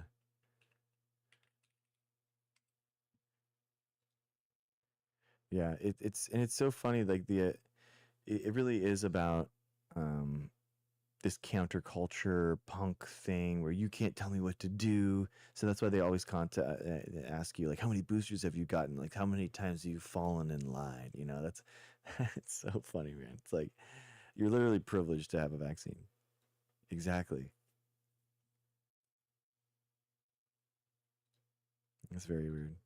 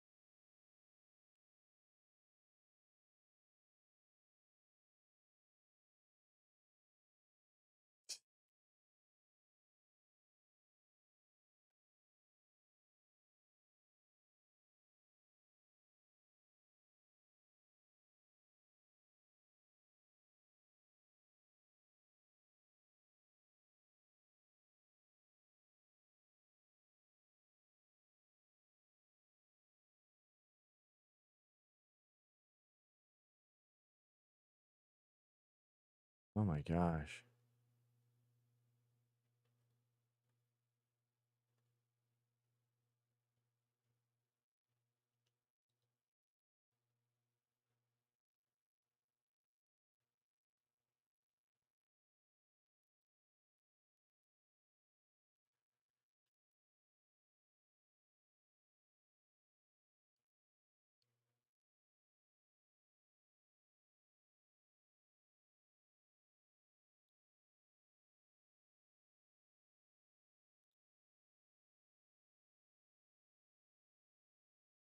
Oh dang.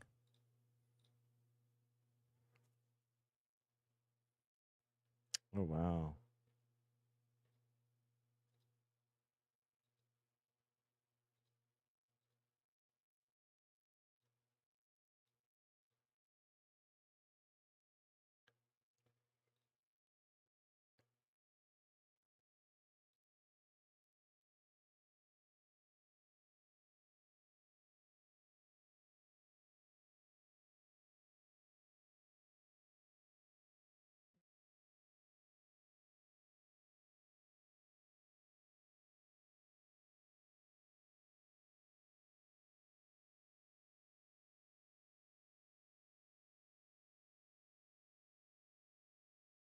Yeah. Damn, dude. Yeah, long COVID surreal, man. That's exactly what happened. That's so frustrating. All by the way, that Texas rep, like whatever I mean, the Alaskan rep, I just verified. I thought he was saying and telling us things that like we didn't know, and I had wrong information, but all of that information was correct. So he was just like relaying what we said in the email back to us. It's like that's so weird, but whatever. We're all on the same page. I guess they're all on the same facts. Um, Yeah, HD Cali. There's so many people that come in and have vertigo. Well, they still have their loss of taste. Hearing loss is a big thing now. Also tremors. Tremors is a big thing where people think that their hand is like shaking like this, but to the doctor it looks flat. Where it's just constant tremors and they can't stop it. We're all trying to figure out like how to what to do.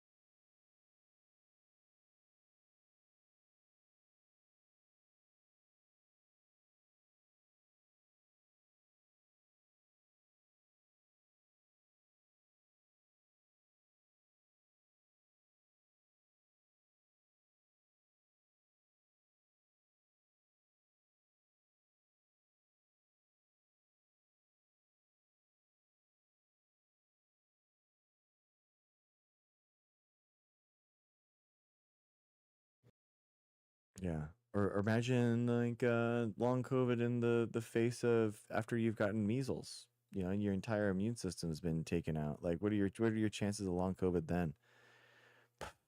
I mean, come on, it's just exhausting.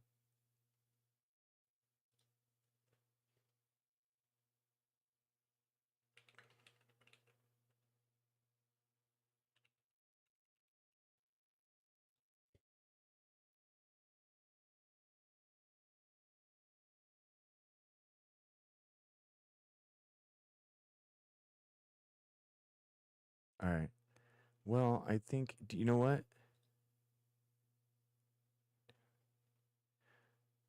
dude? I do. I don't know. I don't know. It's a good question if this thing would even be like taken. If I could even take this. I don't want it to be taken down on TikTok. Watching this dumb thing, but I do want to respond to it. This stupid, inconvenient study film. Maybe I don't know. Maybe I make a video on it or something. The problem is like TikTok might recognize me and ban me again for misinformation. They've already banned me for a week.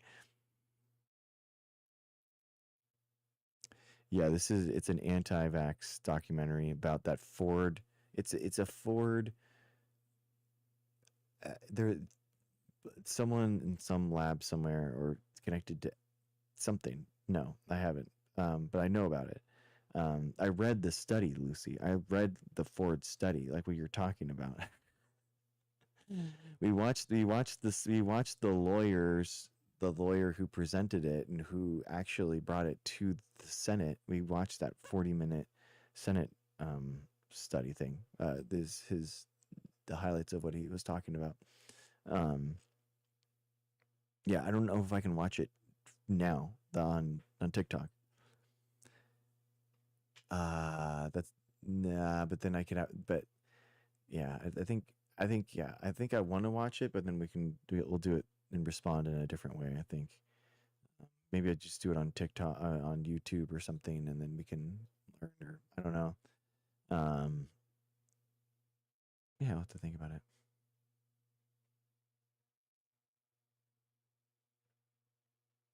But we'd have to. The problem is that we have to um, talk about it. Talk about the study. So then we have to say the things. Hey, what's up, dude? How's it going? What's on your mind?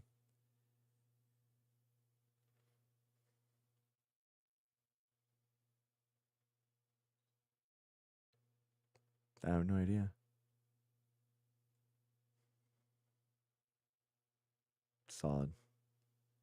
Solid. That's good. What is that a song? Is that a song? I'll take it. Yeah. All right. That's good. That's really good. Yeah. Yeah. Troll toll. He just got troll told. Oh man. All right, well guys, last little bit here. You guys want to do Geoguessr? What do you think?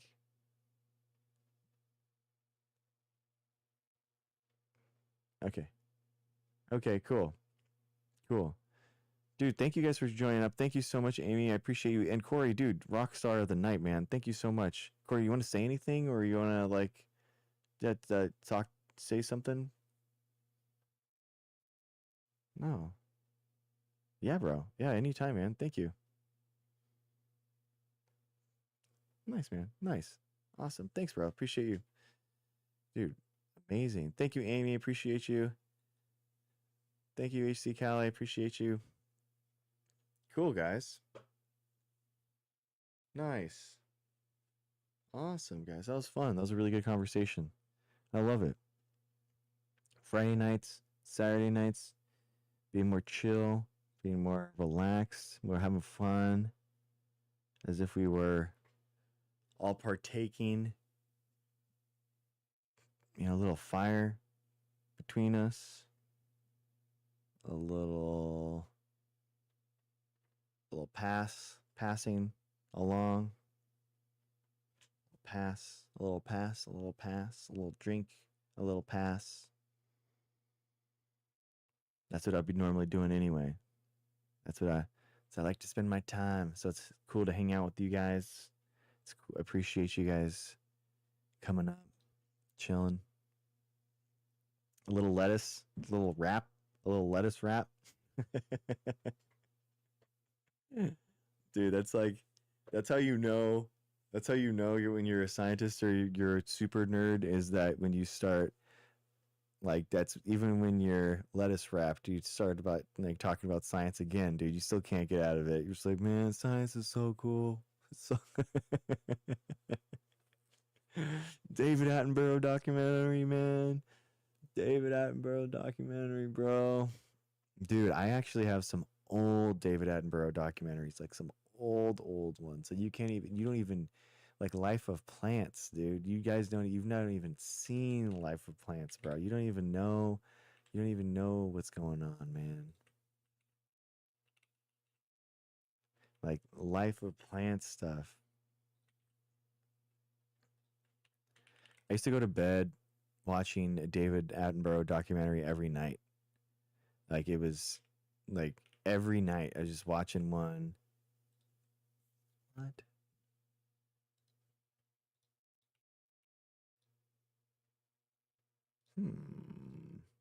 Weird. 1 second. I'm trying to log into my.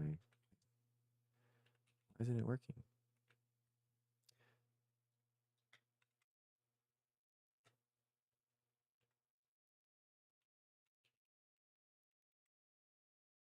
Weird.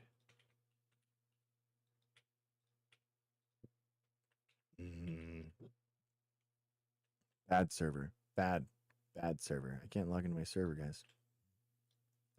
Oh, there it is. Weird. Okay.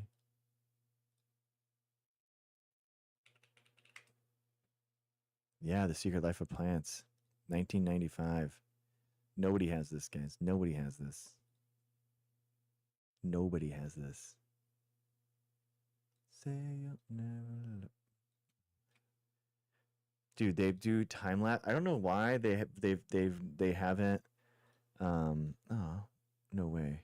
No. It corrupted. What happened?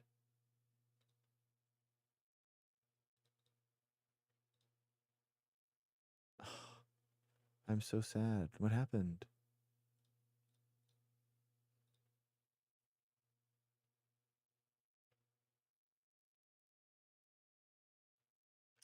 Yeah. Anyway, dude. Yeah, that Attenborough has so many different ones. Like Attenborough, Life of Mammals, Life of Plants. So cool, dude. The Secret Life of Plants is really cool because it. I am heartbroken right now. I've had this for so long and it got corrupted somehow. I have no idea how. It doesn't make any sense to me. Um, and I don't know if I can ever get it again. That really makes me sad. They did time lapse photography on plants, and it's like so wild, dude. Like you see them like moving with the wind, and you think it's just the wind, but in reality, like they're moving. Like plants are moving, you know, in specific ways, like wrapping around something, or you know, like directionally going to the sun or something like that. It really is. Oh yeah, yeah. Trees do communicate with one another through they push they basically put micronutrients into their roots, and they communicate through with the microbial networks that exist in their roots. So yeah, they absolutely do. It is very cool, and they actually even trees will give nutrients to to trees that have been chopped down. So they know like stress happens and they know that something bad has happened, and they literally try to divert nutrients to them. They put they radio labeled some food, some tree food basically from one, and then followed the radio labeling um to the tree. Yeah, it's pretty cool. It's pretty cool, guys. It's crazy, guys. I thought that only humans looked after one another. Wow, that's so crazy. Basically, everything that we've done, everything that we do, it's already been hanging out for a really long time. All right, guys. It is 4 PBK, PBUK. Geoguessr. Hey, Gail. We're doing Geoguessr. Hang out with us. Hey, Junior. What's up, dude? We're going to do Geoguessr. We have a quest to try to understand and to travel the world. So we're trying to, and not all of us can be cool expats like HC Cali and stuff. So we're trying to learn. Bunch of learners, nerds. You like to learn? Get out of here. Oh, it's okay, Stealth. Hey, guess what? Guess what, Stealth? I have it all streamed on YouTube, and you can watch it all. Guess you realize that, right? Just go to drgregshow.com, go to my YouTube channel, and then, or just search on YouTube Dr. Greg Show, one word, and huzzah. You can go back and watch every single episode of the Dr. Greg Show. Oh, cool. Thanks, Junior. I might. I might. Thanks, Junior. Thanks for coming in and letting me know, dude.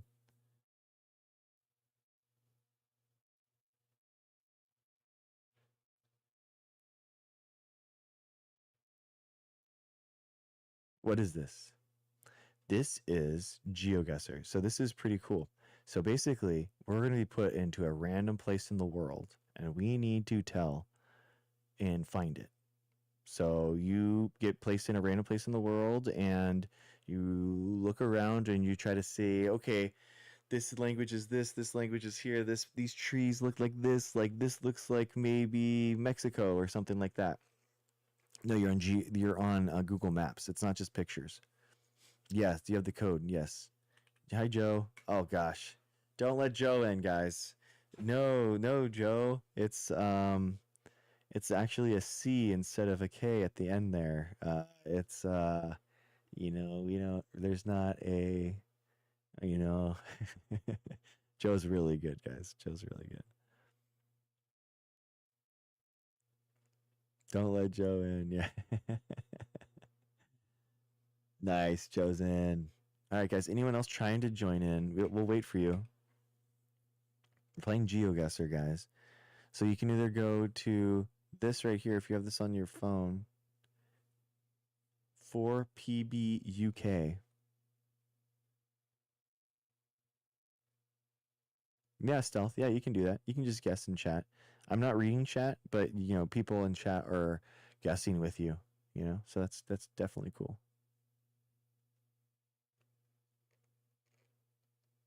Finish a deck.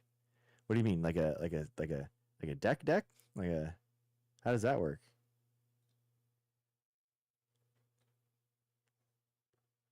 Okay, guys. You're in. Charity, you're in. Nice. Cool. We got 1, 2, 3, 4, 5, guys. That's awesome. Anyone else trying to go in? Have you seen the latest Attenborough show? Kingdom? No, I haven't. What's Kingdom about? Attenborough Kingdom. Oh, Kingdom of Plants. What?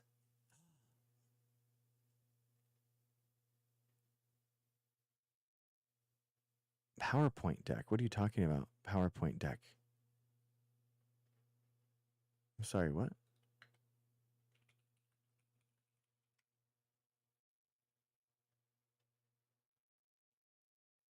Huh?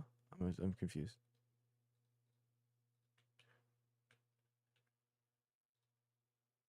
Yeah, me too. Attenborough is incredible, man. Oh, dude, they like redid. They did the Life of Plants, but they redid it as Kingdom of Plants. Oh, that's so cool. I didn't know that. That's way cool. Okay, guys. All right.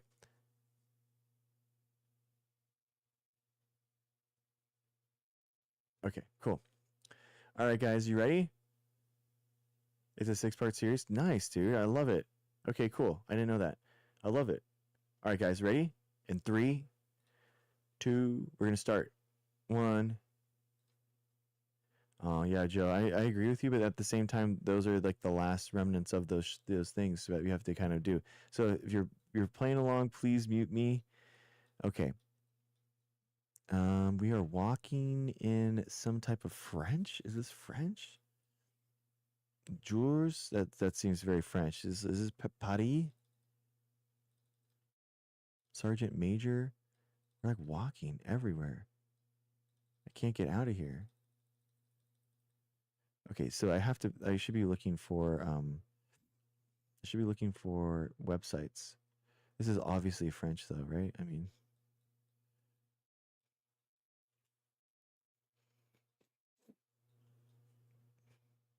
yeah. I mean, it has to be French, right? I mean, it has to be.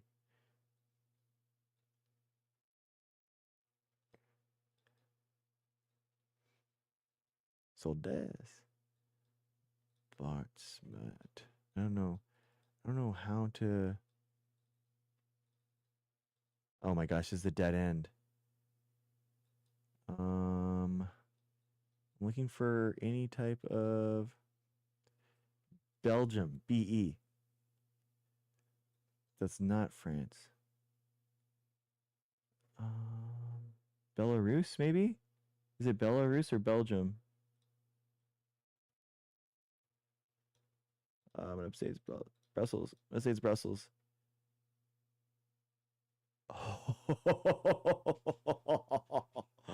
No way. Snowy Mirage? Are you serious? You got it on the. You got. What? Joe. Dude. Snowy Mirage. Got it in that it was Mons. Wow. Dude. You didn't go to the capital? You went to Mons and got that correct? Wow. Dang. That's really sick. Dude, good job. All right, here we go. 3, 2, 1. You went close to France. Oh, okay. Yeah, I could see. I thought it was French too. Oh man, it's always these big Like, where is this? Looking for. Okay. We're gonna want to go this way. Okay. Okay. I'm gonna go try to get that street sign. Meters. They're in meters. Rodalu. I don't know. Okay. I don't know what that was.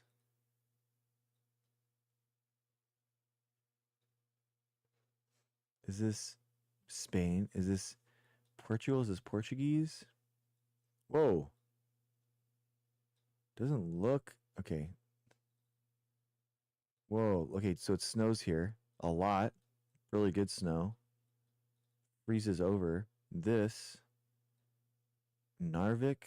Harston. Linden. Okay, it's Loden. Okay, so looks like it's Poland, like Warsaw or something like that. Is that Polish? I have no idea. I'm gonna just say it's Warsaw, outside the gate, the inside outside of Warsaw. I think it could be any of these countries. Hungary. I don't know. I don't know the language well enough. Nope. Not even. Not even close to being close. Are you serious, dude? How would you know that's in Norway all the way up here? Are you serious? How would you know that? How would put your VR on? At 3, 2, 1, go. That was a really tough one, dude. Sign said fjord. Ah, I didn't say that. I didn't see that. Damn. Whoa, this looks like a. This looks like a race track.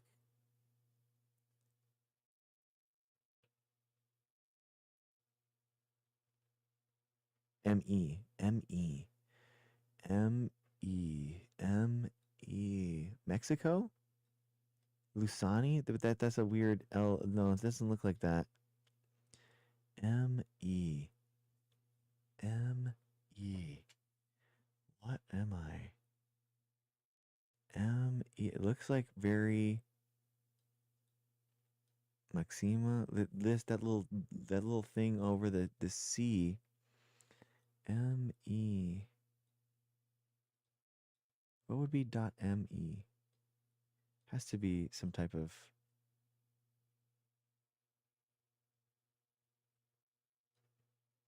Oh my gosh. I don't know.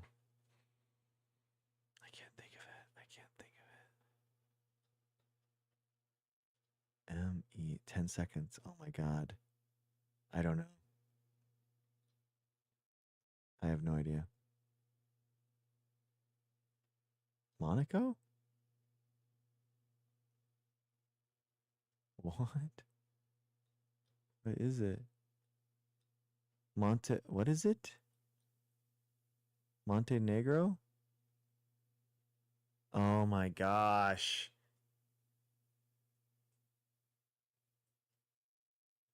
Wow. Joe. Dude, that was incredible. That's incredible. I did not get ME. I did not. I looked through every single country in Europe. I was like, I have no idea what this is, dude. I have no idea. Dude, Joe, you're doing I don't think that was a lucky guess. Okay. Okay, it looks like, okay, it's the wide Europe. It has the blue on the one side, so it's definitely in Europe. This looks like the hills of Ireland. I had a lady come up to me who was working at Starbucks. She goes, Lass, you look as Scottish as the day is long. And I was like, I don't know if I'm Scottish, but thank you. That's really nice of you to say. I was like, what? It looks like the hills of the homeland. What is this? Oh. Ooh, dude. Monika. Is that Russian? NR? In Europe. Polsvakia. Okay, so I think it's Poland. Okay, I'm gonna say Warsaw. Um,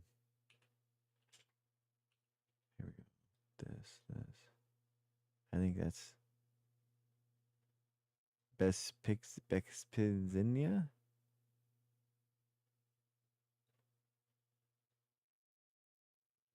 I can't see it. Okay. I'll take it. Round result. Just saying, Joe. Round result, dude. Just saying. Just gonna pause a little bit, Joe. Just gonna pause on the screen. I'm coming, Joe. I'm coming. It'll only take you getting a 1, and you'll get a 1. You can get a 1 here. You could get a 1 here. I could get a 5,000.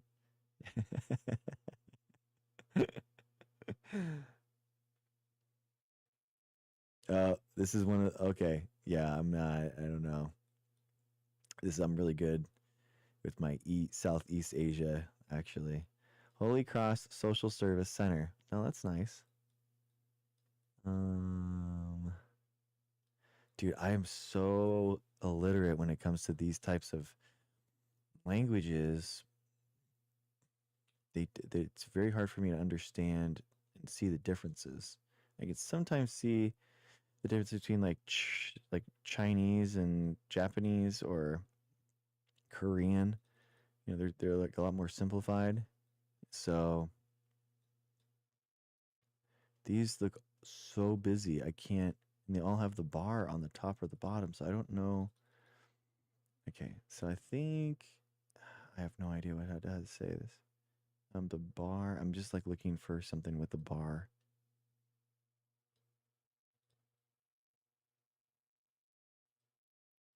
It's very tough. Very tough. Nepal? No, it doesn't look like it.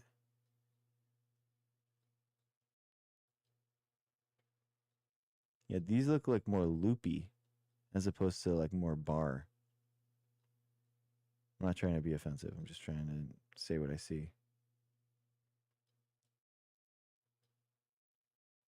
Okay.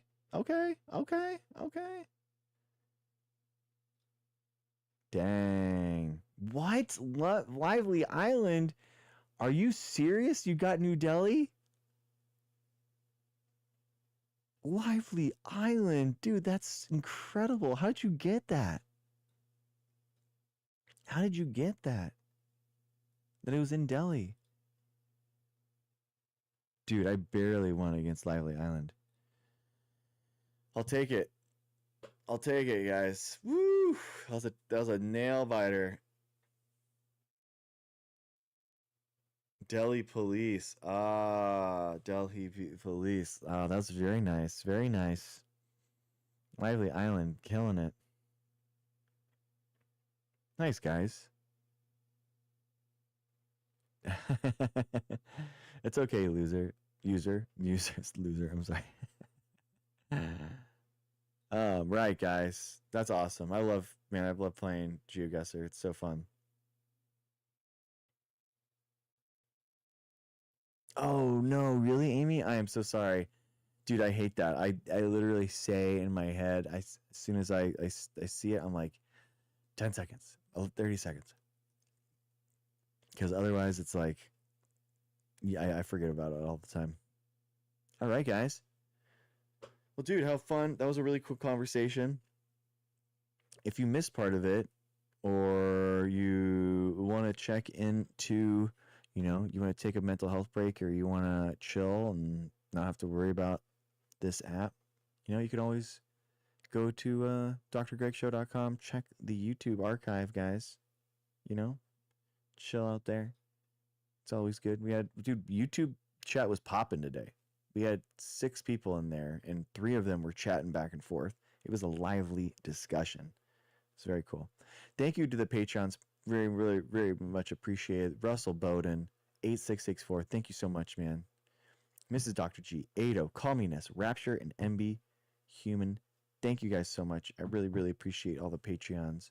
Really helps. Guys, also check drgregshow.com. Check the Substack. And just follow me everywhere. I got like the Instagram, I got the Substack, got the YouTube.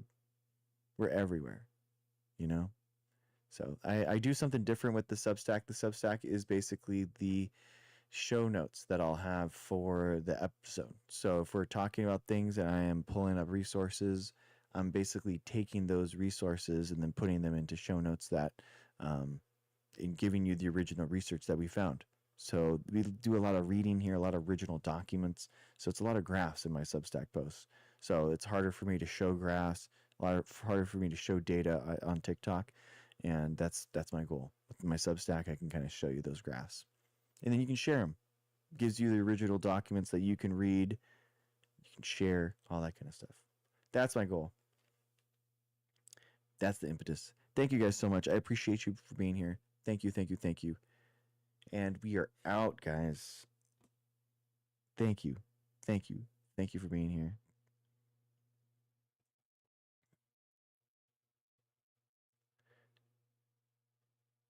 Yeah, I will, Hazel. I will. You know what? I wrote that down, and we're talking about that in the MAVA chat. So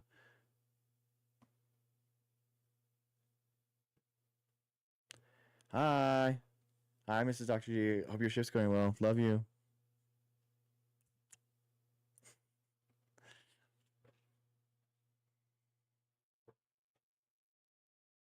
Peace. See you next. See you going. Peace.